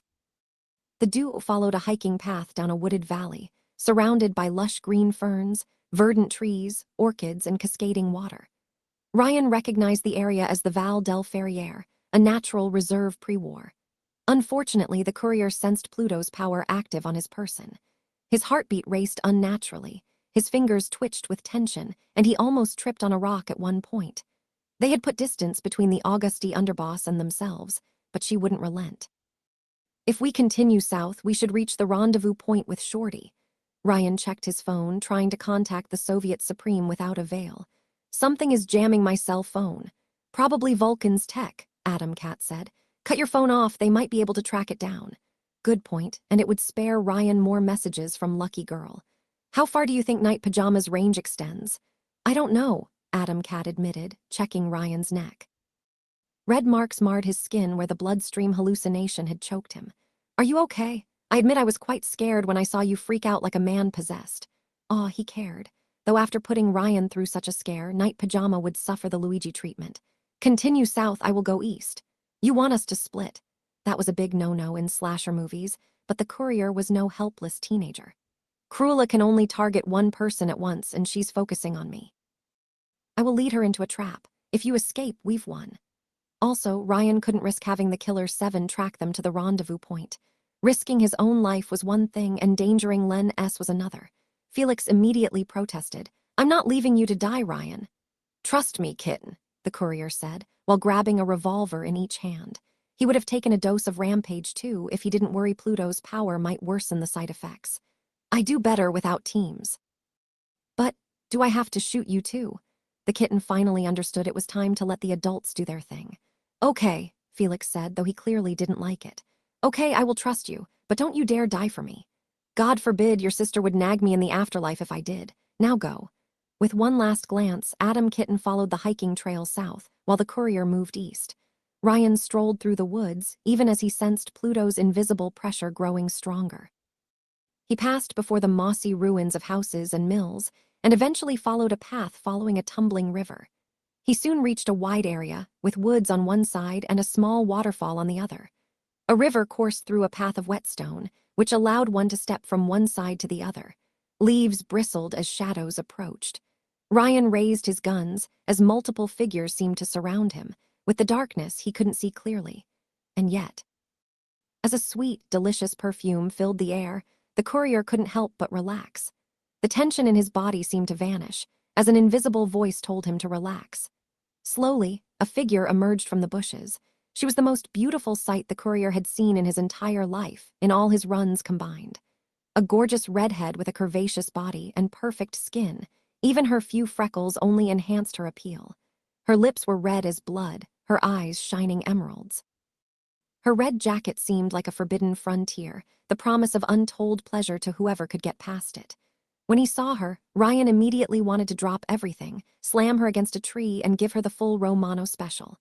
Hey, the vamp said with a warm, lovely smile, revealing her empty hands. Even her voice aroused the courier. It's okay, you're safe. My poor boy, you must have been so scared all alone in the woods.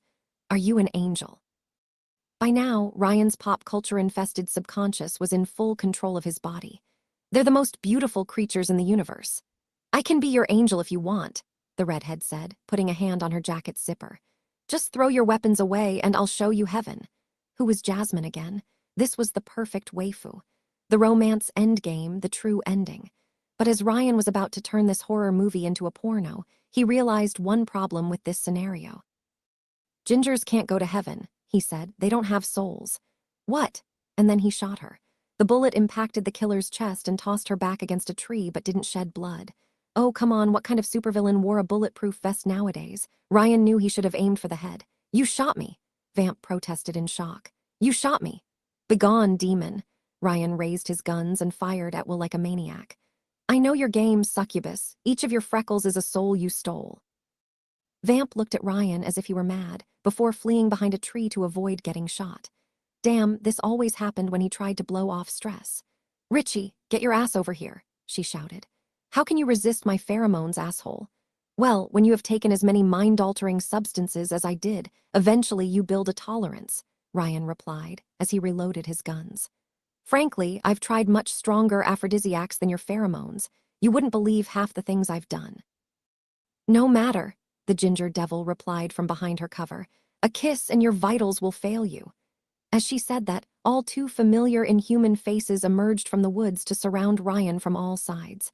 Dear guest, 5 vicious clowns, each armed with napkins and silver cutlery. The Monte Carlo is currently closed. Bring it, Pennywise, Ryan replied, shooting the closest one as it collapsed into a white substance.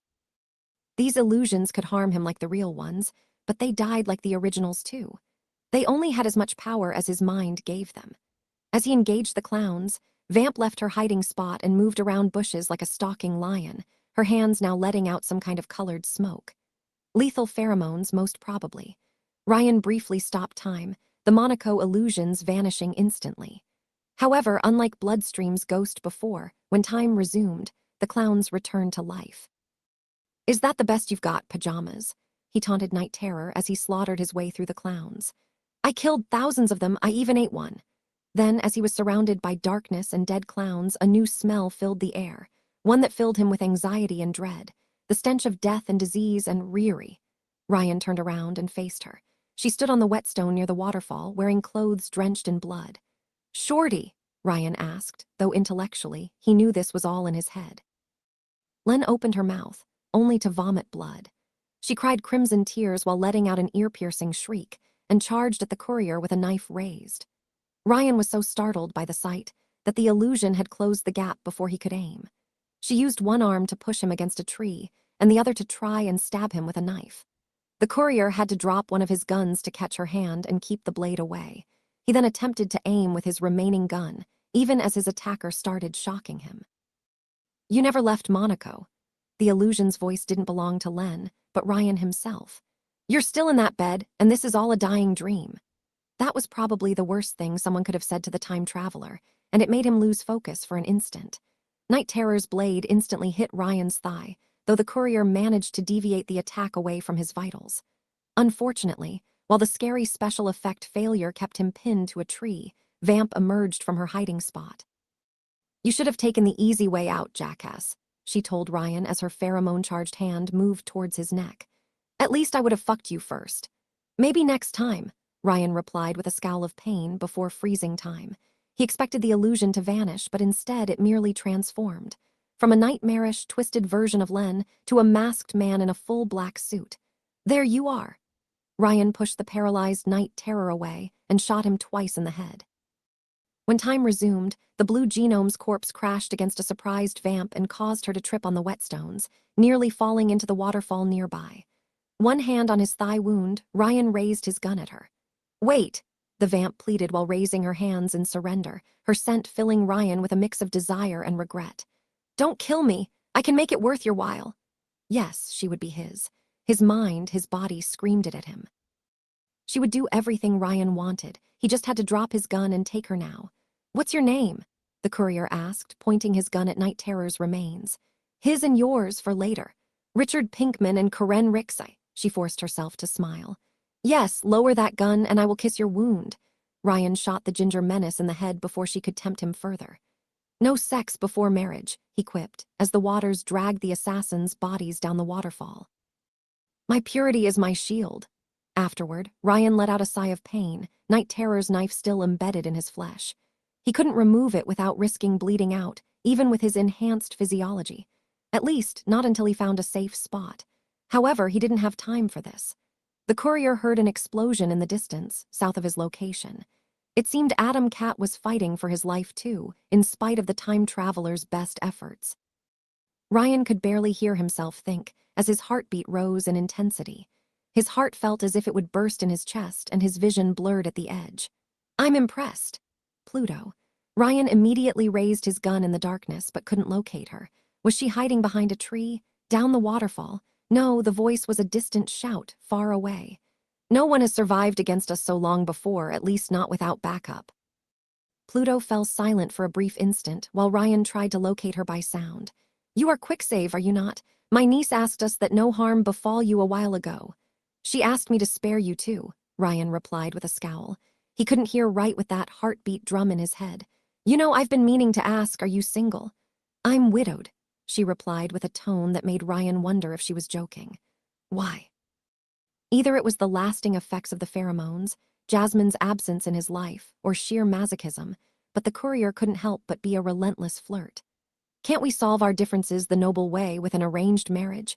I swear I will be the best you ever had. will pass, Pluto replied, all business. Your thought process is painfully transparent, separating so I could only focus on one of you only.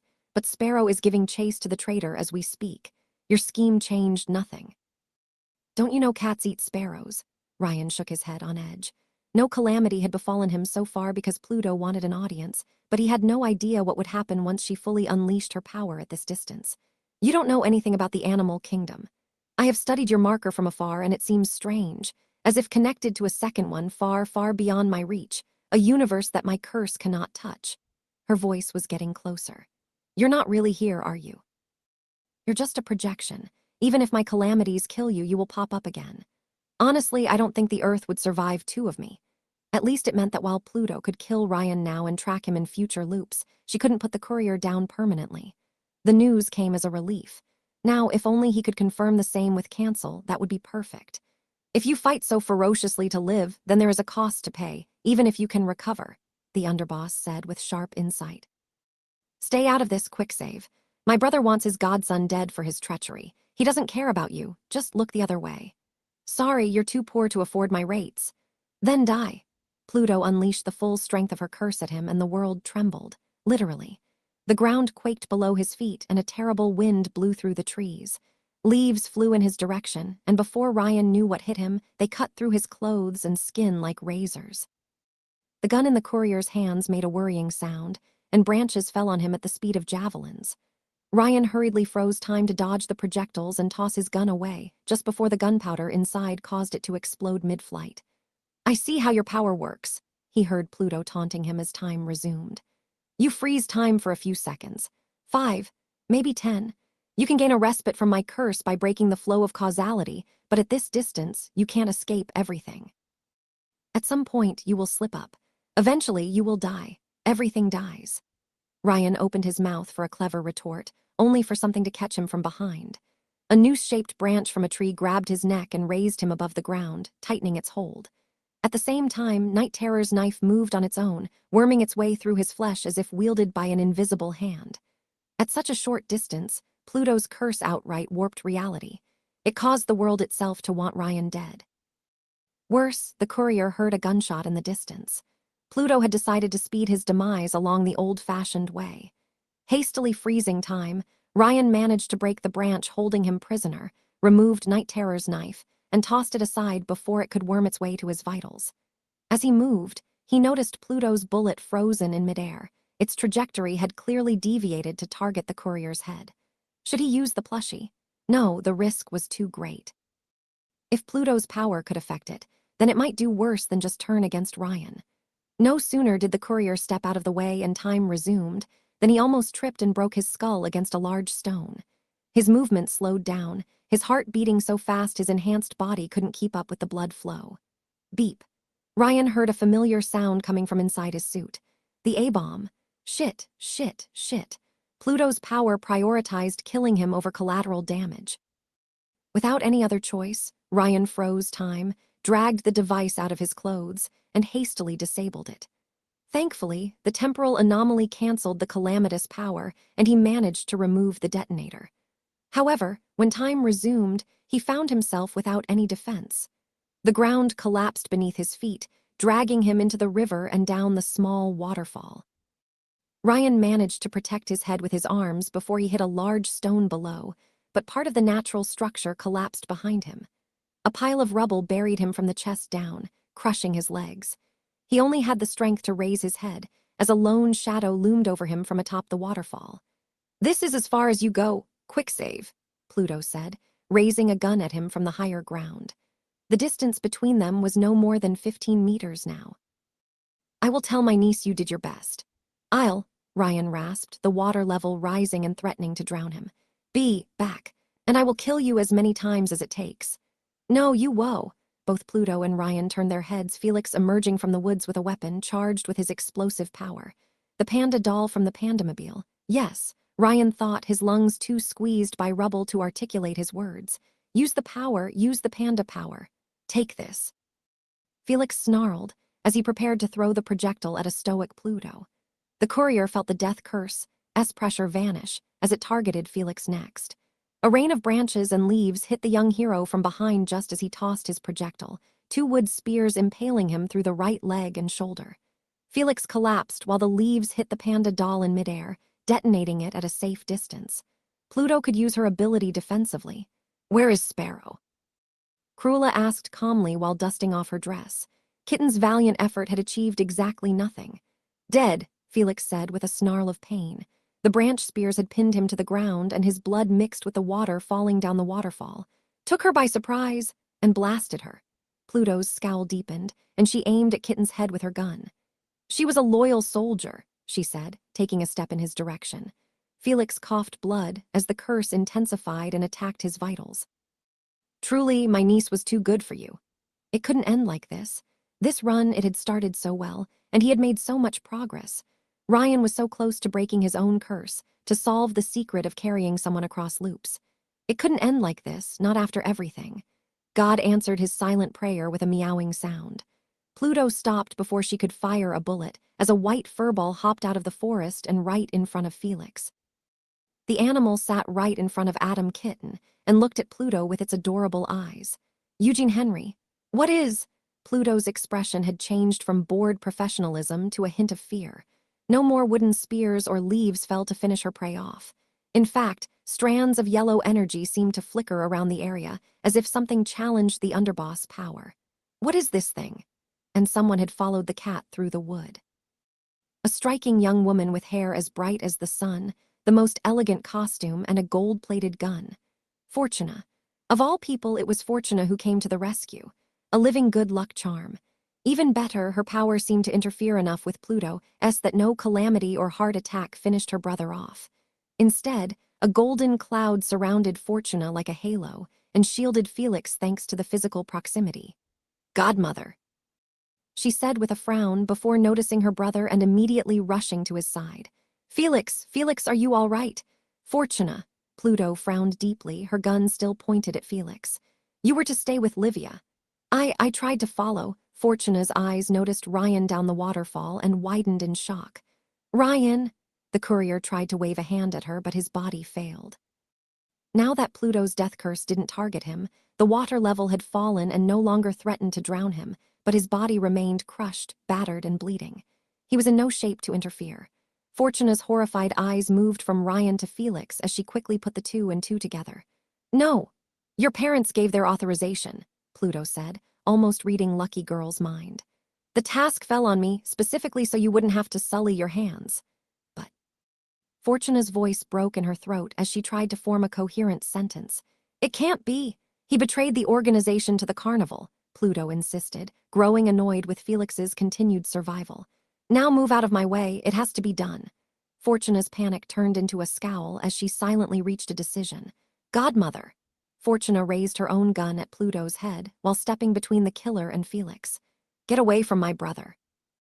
If she wasn't such an annoyance, Ryan might have fallen for her on the spot. "You're turning traitor too," Pluto glared at the siblings. "You disgrace your parents, both of you." "Get away from my brother," Fortuna repeated, her fingers trembling on the trigger. I won't hesitate." The two women exchanged a glare, the tension rising between them. "Fortuna, no," Felix pleaded, his eyes widening in dread. "No, do." "Spare the rod," Pluto said, calmly aiming her weapon at Fortuna while the death curse found a new target. Yellow strands surrounded Fortuna's cloud, like spears ready to fall on a shield. "Spoil the child." Two gunshots echoed across the forest, and then silence. Ryan's vision blurred. It was hard to focus. Darkness lurked at the edge of his vision, and his strength left him. He couldn't even feel his legs, and his whole body felt cold. Maybe it was the loss of blood, or the leftover damage he suffered from the battle with Pluto. Or perhaps it was Eugene Henry's doing, as the cat teleported right in front of Ryan. The feline looked down on the trapped genome without a sound, like a guide to the underworld.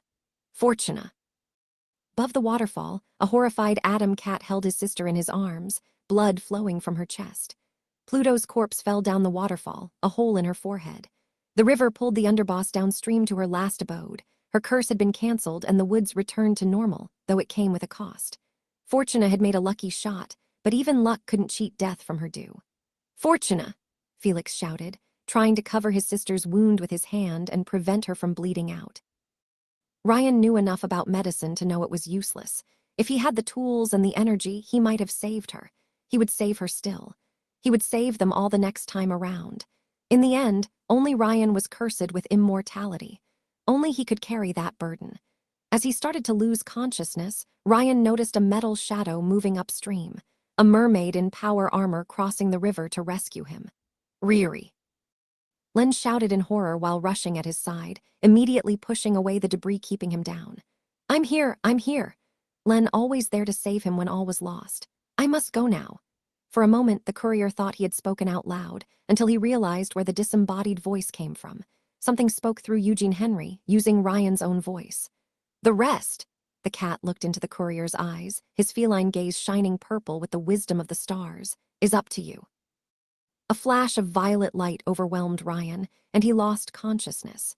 When Ryan opened his eyes, it was to the tune of the International.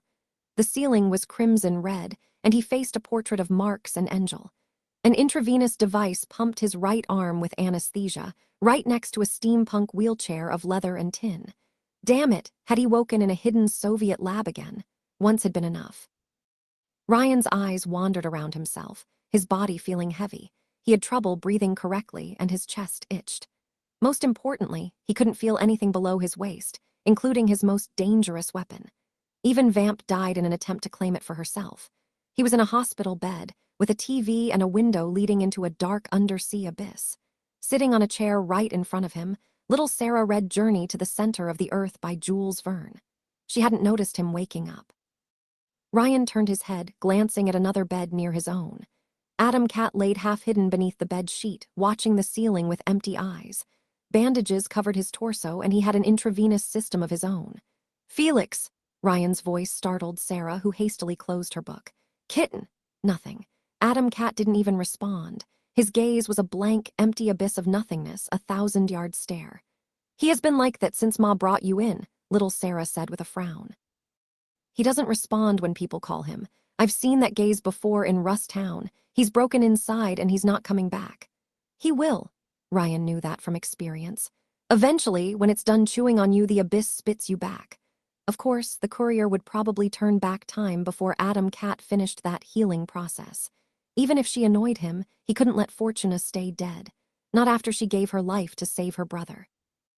Now you're awake, get your ass out of bed, little Sarah said before realizing the obvious. Figuratively, I mean, how do you feel? Without my legs like Christopher Reeves, I don't know who that is. And that's why I can't stand you. At least I still have La. Little Sarah suddenly stopped as she put the 2 and 2 together. Oh wait, I get the joke, can't stand. Now, if you can bring me the wheelchair, Ryan said, glancing at his new Plymouth Fury. I will let you push me around a bit, but please don't talk behind my back. Do you want me to find you a parking lot? Little Sarah replied, as she put her book aside and helped Ryan get into the wheelchair. As he expected, the rest of the courier's body hadn't been spared either. He had almost as many bandages as an Egyptian mummy. It's a start, but you need training in Pun Fu, Ryan said. How long was I out? Ma brought you in yesterday night, she replied, grabbing the pole holding the intravenous system and attaching it to the wheelchair. The other orphans made bets about your death. Most said you wouldn't make it. I hope you bet on me. If he could trust her smile, she did. Yeah, you're too mean to die, and Ma, it would have hurt Ma if you didn't wake up. Sarah glared at the courier. She was in tears when she brought you here. I didn't plan on it, Ryan said with a sigh. Can you bring me to her? Sure. Sarah pushed the wheelchair towards the hospital's door, while Ryan sent one last glance to Adam Cat. Felix had stopped looking at the ceiling and now glanced at the undersea abyss outside the habitat with a blank face. Ryan couldn't blame him. His own parents had signed his death warrant, and a sister he left behind died for him. It would shake anyone. Felix! I don't want to talk, Kitten said suddenly, his voice emotionless. Now wasn't the time, maybe never. Sarah pushed the wheelchair through a steel corridor, and eventually to Len's workshop. Ryan found his best friend tinkering on her diving armor, which she had linked to the chronoradio and dynamis, brain tech with cables. Some of the suit's parts had been replaced with copies of Jasmine's design, including the helmet. It seemed Len had decided to repurpose her existing equipment rather than make something new, perhaps due to lack of resources. And Eugene Henry stood atop a server, like a sphinx. Riri. The sheer relief on Len's face was almost palpable. You've woken up. Did you ever doubt? He joked. When the genius winced, Ryan realized he should have kept his mouth shut. "Yes, I did," she said with a frown. For the first time, he noticed the red shade around Len's eyes as if she had repeatedly wiped away tears. I thought I was too late." "You're an ass," Sarah told Ryan with a glare. "I would kick you in the leg if it wasn't useless." "You can still pinch me in the arm if you want," Ryan replied, and she did. "Ouch! You deserve worse," Sarah said before looking at Len with concern. "Ma, you should rest. I can bring you a warm hot chocolate." "No, it's okay, thanks, sweetie." Len forced herself to smile at Sarah. "Can you leave us for a moment?" The little girl clearly didn't want to obey, but did so anyway. The workshop's door closed behind her, leaving Len and Ryan alone. "I'm sorry," Ryan said immediately. Len looked away. "I couldn't save her, the girl. She was already drowning in her own blood she was dead before you even arrived." Ryan moved the wheelchair forward, putting a hand on Len's arm. To his surprise, she didn't immediately back away from the physical contact. "Shorty, it's not your fault." She pushed his hand away. "If I had arrived earlier." "You would have died," Ryan said. "Who told you where we were?" Her expression turned from saddened to embarrassed. "Hacked your phone. After you turned it off, I had to search for you on foot." He should be mad at her for this, but the NSA did it first. Ryan glanced at the device and then at Eugene Henry. The cat seemed delighted to see his master again, but his gaze had returned to its natural blue. "Did you finish the consciousness transfer device?" "I think so," Len declared with a frown. "But it's gone." "What's gone?" Ryan asked with a frown. "Your cat's energy readings, they're gone. He's a normal cat now." Len shook her head while Eugene Henry showed them his royal ass. Whatever caused his teleportation jumps before, it stopped. A purple world entity had possessed Eugene Henry like the plushie and then left the building. Why? Why did it act this way? What was the point? Ryan couldn't figure it out, but he would in time. "How are things on the surface?" Len instantly winced. Clearly, things had only changed for the worse. "Riri, you really want to know? You just woke up." "Yes, I want to." Len slowly moved towards a computer hooked to the servers, typed on the keyboard, and showed him the screen. Droplets covered the camera recording the image, so Ryan assumed it came from a sea-based probe. But the quality was enough for the courier to see the disaster in all its glory. An awfully familiar disaster. New Rome had turned into a war zone, with Augusti genomes and Dynamis forces openly warring in the streets. The private security's helicopters rained bullets on superpowered gangsters, who retaliated with fireballs. Flames consumed buildings, including the Il Miglir HQ, which Vulcan and an armored squadron bombarded with missiles. A horde of cybernetically enhanced dinosaurs soon emerged from the Dynamis tower, engaging the attackers in melee. They led the charge. Wyvern had been pinned to a building by countless spears and sharp weapons, while Mars dueled a colossal plant monster over the rooftops. Spatial tiers opened around the Centurion wannabe, raining swords and spears upon the vegetal abomination. Yet the creature retaliated with vines as thick as trucks and pollen capable of melting steel. As Wyvern freed herself, Mars jumped from one rooftop to the other by materializing shields beneath his feet to escape her. The strip had been flooded by a tidal wave, and corpses washed up on an artificial shore, only to rise up again to attack Dynamis' facilities. Neptune himself rampaged across Rust Town, having shaped an astronomical quantity of water into the shape of a colossal squid. A living laser cut one of its tentacles and was soon joined by devilry. But in spite of their best efforts, the liquid elemental quickly pulled itself back together and continued its deadly march towards the junkyard. The villa atop Mount Augustus had transformed into a fuming crater, over which two lights dueled to the death, a raging sun and a crimson lightning bolt. Their fight was by far the most fearsome, both moving so fast even the camera had troubles following them. Mighty thunderbolts and plasma blasts rained down from the heavens, devastating the district around the mountain. The camera provided a panoramic view of the disaster, eventually reaching the harbor. Mortimer, Lanka, and other genomes fired at will against an unseen form, which almost gave Ryan a headache simply showing up on screen. A horrifying eldritch mascot with swirling tentacles for a beard, great dark wings, and webbed hands. A terrifying mix between a squid and a human, worn by a foolish genome unable to control its public domain-powered darkness. The abomination let out a scream, whose garbled words Ryan's maddened mind managed to understand. CTHULHU FHTAGN. Wardrobe had brought out the apocalypse suit. Things were that bad. It's like that all over the coast, Len admitted as she sank in a chair of her own. Not just New Rome, Sicily and Sardinia too. It was the end of the last loop all over again. Destroying the meta had only delayed the inevitable. So long as events remained on their current track, Dynamis, the Carnival, and the Augusti were bound to collide with disastrous results. His perfect run looked so far away still. I'm sorry, Shorty, but Lab 66 will be for next time. Yeah, she replied with a frown. It was like this the previous time. Not as terrible, but the result is the same. Adam just provided a bigger Mac. The computer let out a bleep. What is it? A call, Len said, frowning as she typed on the keyboard. Vulcan. Ryan's heart skipped a beat. Was this a ray of hope in the middle of another bad ending? Open the channel. The picture on the screen changed from New Rome's apocalyptic landscape to a young woman sitting in a chair. But it was Jasmine. Ryan, Livia said with relief as her visage appeared on the screen. Thank goodness, since I couldn't see you, I wasn't sure. Len's face turned into a scowl while Ryan took it in stride. If I were dead, Princess, this horrible present would have ended abruptly. True, but I worried that perhaps you hadn't told me the entire truth, Livia replied with a joyless smile before it broke off completely. Fortuna, is she? Dead, Ryan admitted, causing Livia's expression to deaden into deep grief. Felix is alive but deeply shaken. Livia fell entirely silent, her expression dead, her eyes looking down.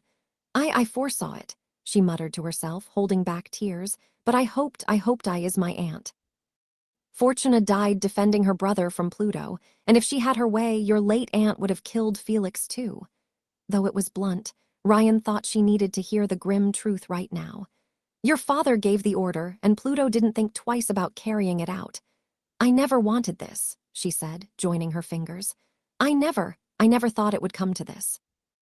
Even Len's expression changed to sympathy, even if she clearly disliked Livia, perhaps because she empathized with the mafia princess situation. Ryan sighed. I will make it all right, he said, his tone softening. I will make it right again. Livia finally looked up. Is there truly no other way? She asked, her tone breaking. Nobody will remember, nobody but you. If nobody else remembers, it will happen again. Ryan glanced at Len, who shook her head. She had guessed his thoughts and disagreed with the idea. Livia was sharp enough to catch on to their unease. You have a plan to solve this issue, she guessed. We can't tell you, Len said before Ryan could open his mouth. I'm sorry, but no. You are the underdiver, correct? Len Sabino. Livia regained her composure as she focused on Shorty, putting on her poker face. Perhaps she had started using her power to observe and predict the genius. You know everything. Yes, Len admitted. And I was against him telling you. I understand why you distrust me, especially after what my aunt did. Livia's fingers fidgeted, the young woman unable to hide her shame. But I swear I never wanted this to happen. I did everything I could to stop it. Len wasn't impressed much. But you couldn't. No, I couldn't. Livia closed her eyes and bit her lips. The little gesture reminded Ryan of Len so very much.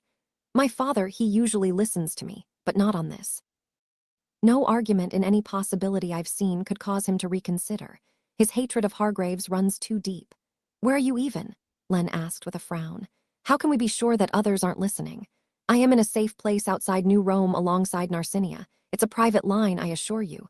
Vulcan's private line, and she is too busy to listen. Livia cleared her throat. It's precisely because she is too busy that I call you now. How did you know? How did you know Ryan was here? Len continued. You said your power didn't work on him. It doesn't, but I can still see the results of his actions afterward. I looked for a possibility where I could talk to Felix, and it always involved using this line. I don't even know where you are. Ryan cleared his throat. Shorty, I think that's enough. We're going nowhere with this. But Len would hear nothing of it. She told you she could talk her father out of doing stupid things. She couldn't. What if she slips up about us to Augustus? Riri, she is a bomb. I was wrong, all right. Livia's outburst startled everyone. I was wrong, the Augusti princess said, her expression twisting into a mix of remorse, grief, and disappointment. I wanted Dad not to be capable of such destruction, but I was wrong. Even Narcinia. You shouldn't have trusted Augustus, Len said. It was written on the walls. Didn't you trust your own parents? Livia asked bitterly.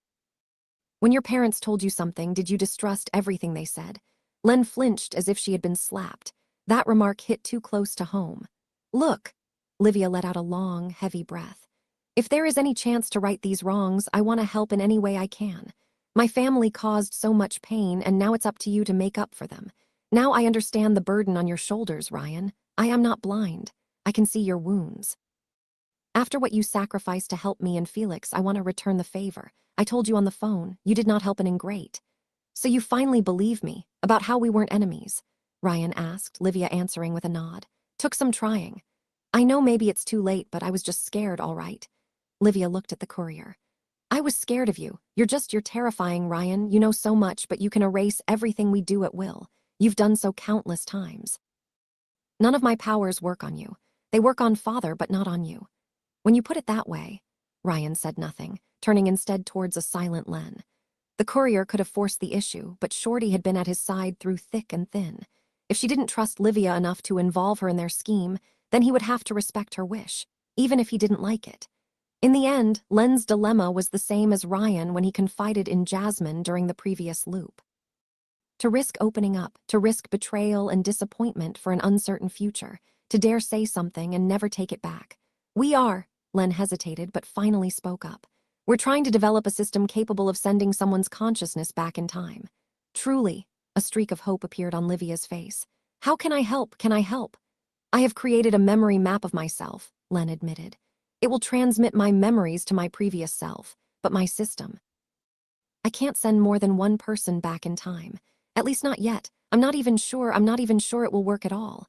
I modified one of my armors based on Ryan's design, but there's no backup. No way to be sure it will work. You have one, Livia said immediately, eager at the idea of contributing. Her guilt ate her up like a festering wound. I may not retain my memories, but I keep a detailed journal. I could save information and transmit it to Ryan in the next iteration.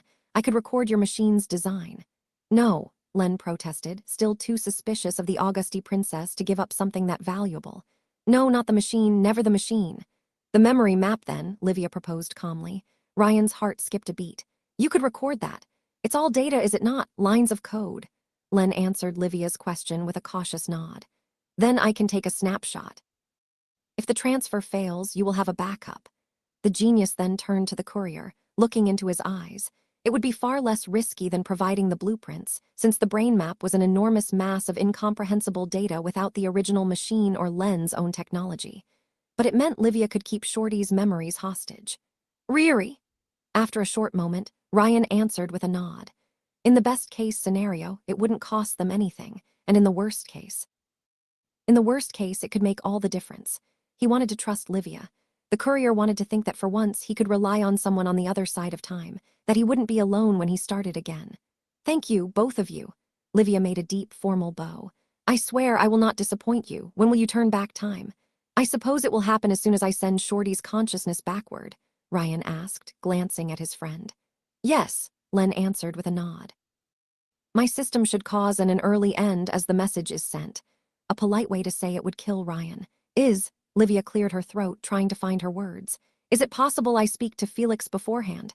I will link your feed to his TV, Len said, and send you the memory map too. Thank you, Livia said with a sad smile. Thank you. Len cut the conversation short, the screen turning black. You don't like it, Ryan said. No, Riri, no, I do not. If it goes wrong, she will have my life in her hands. If I fail, I will be her hostage, and she may use me against you. Do you understand that, Riri? I do. He narrowed his eyebrows. But why did you tell her if you don't trust her? Because I trust you, Riri, Len replied. And I was afraid of you too once, but I was wrong. Thanks, Shorty. Damn, he had sand in his eyes. If the world is just, you will remember these words. It's not, she said, looking away.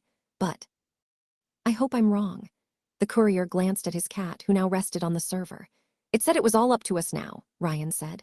It helped, but now it's all up to us. I don't understand. Eugene Henry, it said it had to go, and that the rest was all up to me now. Now Ryan saw it clearly. The entity had sent chronoradio messages to encourage the courier as he considered giving up, caused him to meet with Livia early in the run, and subtly provided help to Len. Positioning Fortuna so that she would save Ryan's life and indirectly convince Livia to assist. It set events in motion so this very meeting could happen. It would mean that it sent Fortuna to her death intentionally, Len pointed out, skeptical. Should we trust something using human life so carelessly? I just want to see the best in people, even interdimensional horrors without prejudice. Len wasn't convinced. Sometimes there's no good part. Some people are rotten to the core. Yeah, I met Big Fat Adam, Ryan replied with a shrug, but I still want to see the best. Look for the stars in the night sky. Sometimes Ryan wondered if fate existed. He had seen it across many loops. While they didn't exactly repeat, events often echoed one another even after he interfered. Though the circumstances were wildly different, this loop would end similarly to the previous one. With New Rome burning, Ryan trapped in a suit of mechanical armor, and a genius trying to transfer her consciousness through time. It made sense. Ryan was only one person at the end of the day, a stone thrown into a river. Until he mastered a loop enough to maximize his impact and send it off the rails, the sequence of events was tempted to reassert itself. The courier literally fought against the whole universe and the rule of causality. But even if it cost him a great many things, Ryan always prevailed in the end. He never gave up on his hope that things would be different, because each loop was a little better than the previous one. His life was a process, each iteration optimizing the final run. And if the courier succeeded in ferrying more people across time, he could do more than just throw pebbles in the river. He could throw it off course with a landslide. I will need you to activate your power when I ask, Len said, as she put the modified armor's helmet on Ryan's face and hooked the courier to her machinery. From what I gathered, the violet flux should build up, reach critical mass before you approach the 10 seconds mark. Good, I would rather avoid making a new save point. Ryan looked through the helmet's lens, though no data showed up on them. Unlike Jasmine's armor, Len's design was cruder, experimental. It would serve as a fulcrum for his power, but her computer would run the actual computations. So, how should it go? I will send the memory map to my previous self. Len sat behind her computer. My current memories should overwrite the old ones. Hopefully. Maybe. It will work, Ryan said, both for her sake and his own. It has to, everything is in place for it to work. We can't be sure, Len shook her head. I hope it will work, Riri, but I can't promise anything. The workshop's door opened, interrupting the discussion. A bandaged Felix walked inside the room, his gaze switching from Len to Ryan. The courier could see the disbelief in his eyes and then the quiet acceptance. He had been standing behind the door for a while. How long? How long have you been listening? Len asked with a worried frown. Long enough, Felix replied as he sat on a workbench in front of Ryan. Nice armor, but I prefer the cashmere suit. One day I'll make a cashmere power armor, Ryan joked. I guess you've got all the time in the world needed when you can turn it back. Felix marked a short pause, his eyes focusing on his former teammate. Time travel, it's crazy, but it explains a great many things. How long have you been at it? How far can you go? Honestly, I don't know how old I am, Ryan admitted, before remembering one of his early encounters with Pluto. Between 500 and 1,000, give it or take. As for how far I can turn the clock, right before my arrival in New Rome. You've been at this for almost a millennia. Felix shook his head in disbelief. That's crazy. Did Livia tell you? Len asked with a frown. No, but I was starting to wonder. When you've eliminated the impossible, what remains must be the truth, no matter how improbable. Felix shook his head. I stayed around wardrobe for too long. You've made peace with Livia? Ryan asked. It was one of the hopes he set for himself during his loop, and it would probably carry over to his perfect run. I wouldn't go so far, but I think she understands why I left now. It took a war, but her faith in her father is finally shaken. Still too little, too late. Felix clenched his fists. You can save my sister. Yes, Ryan said, I will. Thanks. The hero let out a sigh of relief, but his face remained full of concern. Can't you bring me in for the ride too? You'll need help. No, sorry, Ryan said. The machine could only host one brain map. Believe me, I would if I could. Len cleared her throat. We're not even sure I can make it at all. Felix took it well, all things considered. Or more likely, all that he went through lately had numbed his emotional reaction. I see, and once you go back, we all die. You will forget, Ryan reassured him, like amnesia. Amnesia, I suppose that's one way to see it. Adam Kitten's eyes squinted at Ryan. Did you fuck me before? No, Ryan replied, much to his kitten's disbelief. Of all things, that was the bit he worried about. I have a whole fuck, marry, kill list to fulfill before my perfect run. Marry Jamie, marry Yuki, fuck the vamp, kill Sipsy. Len rolled her eyes while Adam Cat crossed his arms. I don't know why I'm not even surprised, he said before falling silent. Clearly, he had a lot to process. Kitten. I didn't understand how much she loved me, Felix said, looking at the floor. Fortuna, I thought she would choose our parents over me, but I was wrong. I was wrong about her and about Livia too. There's still hope for them. I never appreciated my sister, Ryan. I see that now. My own parents signed off my death warrant, but Fortuna, she chose me over them. When her back was against the wall, she did the right thing. Neither Ryan nor Len said anything. Both understood that the hero spoke with his heart and needed to get a truth off his chest. And when you turn back time, Ryan, I'll forget that. I'll be angry and bitter at her all over again. Her death will mean nothing. No, because I will remember, Ryan reassured Felix. His opinion of Lucky Girl hadn't been the best, but after seeing her sacrifice, it had greatly improved. She would make it through his perfect run, one way or another. Can I ask a favor, Quickie? Make sure Adam Cat gathered his breath. Make sure I understand that by the time you're done and without her dying. I don't think I will ever make up with Fortuna if you don't interfere. Don't worry, I'll find a way. Most likely, he would kidnap them both and bring them to family therapy. Even if he had to turn one of them into a pickle. Thanks. A genuine smile spread on Felix's face. I had fun working with you, Ryan. You're a good friend. Damn it, Shorty, you should start the process before I die of diabetes. Ryan looked away from Felix as his genius friend typed on her keyboard. We never got around to doing a training montage with the panda. Yeah, I'll carry that regret to my grave, Felix mused. Would have been fun. A terrible alarm echoed through the underwater base, interrupting the happy moment. Ryan turned his head at Len, his heavy helmet slowly moving with his skull. A picture of the abyss outside appeared on her computer's screen, alongside the shape of an enormous submarine. Projectors from Len's base cast light on its hull, and the logo painted on its steel shell. Dynames. The computer bleeped as someone tried to establish contact. Len cautiously answered with a frown, a new video feed forming on the screen. A ghoulish, shining skull looked at the genomes in the workshop. So you lived, Adam Cat. There was no relief in Alphonse Manada's voice, only a hint of curiosity. I was wondering where you had run off to. Fallout, Felix said as he climbed down from the workbench and approached Len's computer. What is the meaning of this? Aren't you in New Rome? I was, but we are moving our HQ and laboratories out of the city. Augustus destroyed our previous installations. The Dynames CEO glanced at Len. And we will pick up Miss Sabino along the way. Len bristled in dread, much to Ryan's frustration. Et tu, Nagasaki, he taunted the nuclear cyborg. Is that you inside that armor, quick save? Fallout replied with a scoff. Good, you're coming too. I will give you 10 minutes to get out of this underwater hole and join us on board our submarine. We are on a tight schedule and Vulcan might give pursuit soon. No, Len protested, shaking her head. We politely deny your request, Ryan said. Don't force us to raise a new Berlin Wall. I don't think you understand.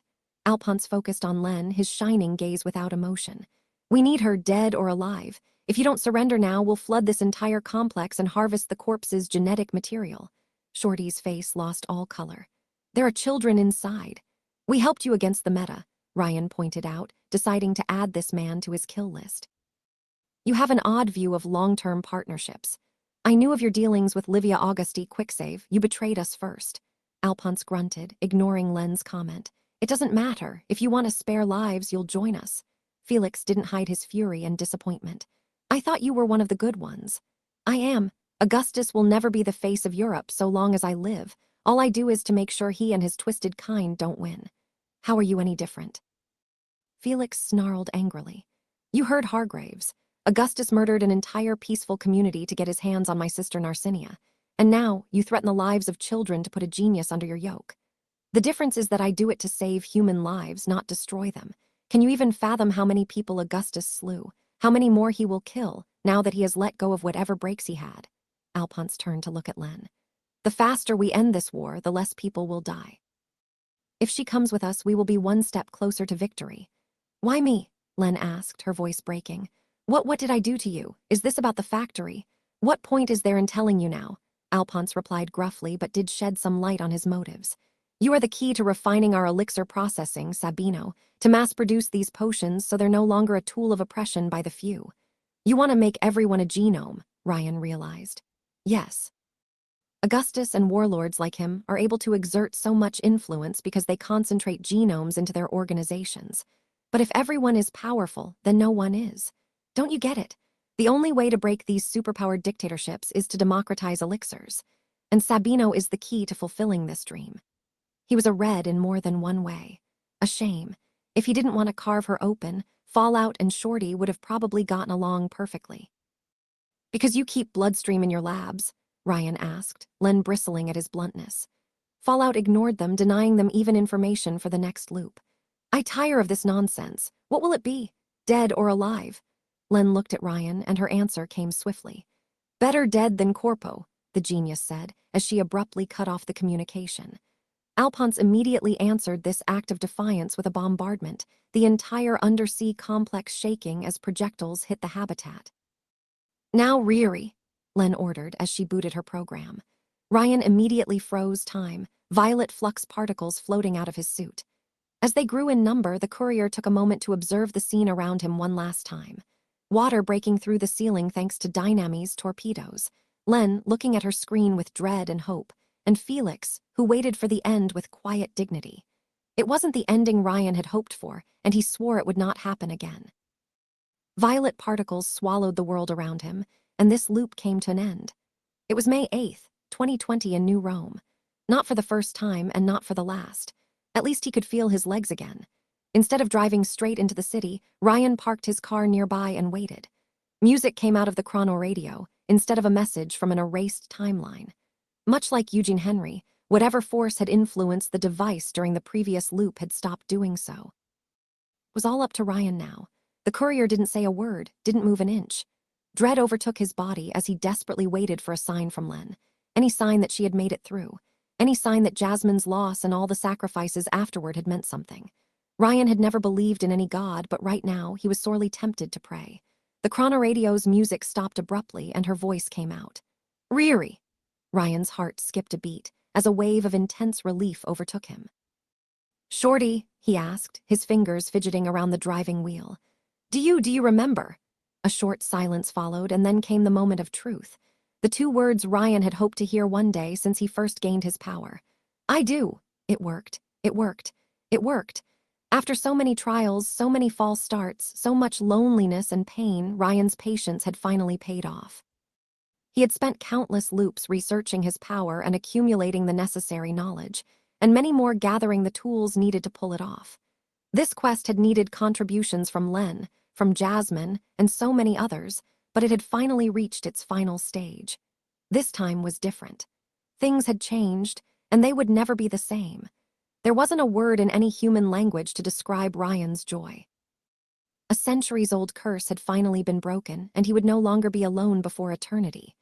Riri, Len said with a cough, and he could sense something wrong in her tone. You must go to the orphanage, now. Right now, Ryan blinked, his relief overwhelmed by concern. But Ghoul will kill. You must come quickly, Len interrupted him, her cough getting worse. There's little time. The procedure, there's a problem, and I'm not feeling right. Forget Ghoul, I need your help right now. Or it will all be for nothing. Shorty, what do you mean? Silence. She had cut the communication. Shorty, Ryan smashed the accelerator and immediately drove to Rust Town. Though the idea of letting Ghoul get away with murder annoyed the courier, even if it wouldn't be permanent, he shut off his conscience. Len needed him, asked for help, and she remembered. It worked, Ryan muttered to himself as he drove north. He couldn't believe it. It worked. Len's idea had worked. Maybe it had come with a health cost or side effects, but it had worked. He was so overjoyed, so hopeful that he threw money at the private security so they would let him pass through the Rust Town border. It didn't matter if the consciousness transfer had side effects. The fact it worked at all meant it could be perfected. The future was bright and hopeful. Ryan's phone rang as he came within sight of the orphanage. His cell phone didn't recognize the number, but the courier did. Livia. She had kept her word, but Ryan didn't answer yet. Len was waiting for him in front of the orphanage's doors, all alone. She wore her jumpsuit and carried her water rifle, her eyes sullen and her face pale. More worryingly, blood dripped from her nose. Shorty! Ryan hastily parked his Plymouth Fury, stepped out of the car, and immediately rushed at his friend's side. Shorty, are you all right? His best friend looked at him without a word, clearly sick. Did the transfer damage her brain? Shorty, I'm here, Ryan said, approaching her. It's going to be all right, ISW, she shot him. If it had been anyone else, he would have dodged. If it had been anyone but Len, the courier would have frozen time and moved out of the way. But his mind simply couldn't imagine Shorty raising her weapon at him and pulling the trigger. Ryan froze in place for a split second, and it was all it took. Before he knew what happened, a sphere of water formed around the courier and immediately absorbed him. An intense pressure restrained his body and liquid broke into his mask. Why? Ryan held his breath, utterly shocked as his friend observed him from the other side of the watery prison. And as he looked into her cold, soulless eyes, he realized something had gone terribly wrong. Len came back through time all right, but someone else hitched a ride.